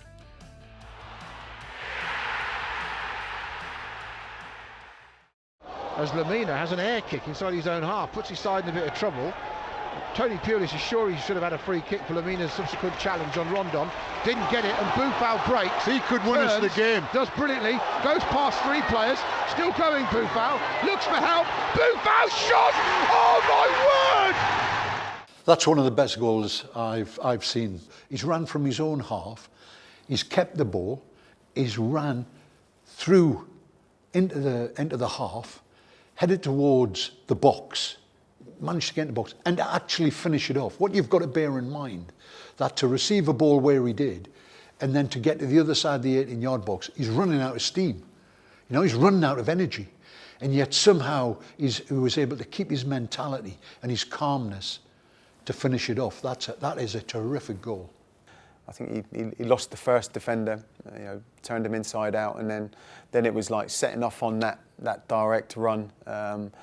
Quite a calamity and quite amusing to see the 2 defenders collide with one another and end up on the floor. And I guess that just added to the uniqueness and the specialness of the goal from our perspective. And to get to that point where he obviously sort of struck to score the goal itself after running that far takes a lot of concentration and technique, and he's got that in abundance. If any goal showed the potential Southampton bought when they signed Sofiane Boufal, that goal against West Bromwich Albion not only shows that, but it's probably one of the finest goals ever seen at the stadium. No doubt about it. It's a wonderful bit of individual skill, from the turning the 360 and not being worried about laying the ball off because there's 3 players around him in his own half, to driving over halfway. He makes space that you don't think is there. The ball is glued to his foot. He can drop a shoulder or do something that just gives him a yard away from a defender. And then to finish it like he did, it lit up an awful game at the time, and he's the Sofiane Boufal moment in a Saints shirt. Well, there we go. Sofiane Boufal's goal against West Brom is our goal of the decade. Was that the right decision? Well, you can have your say in the comments.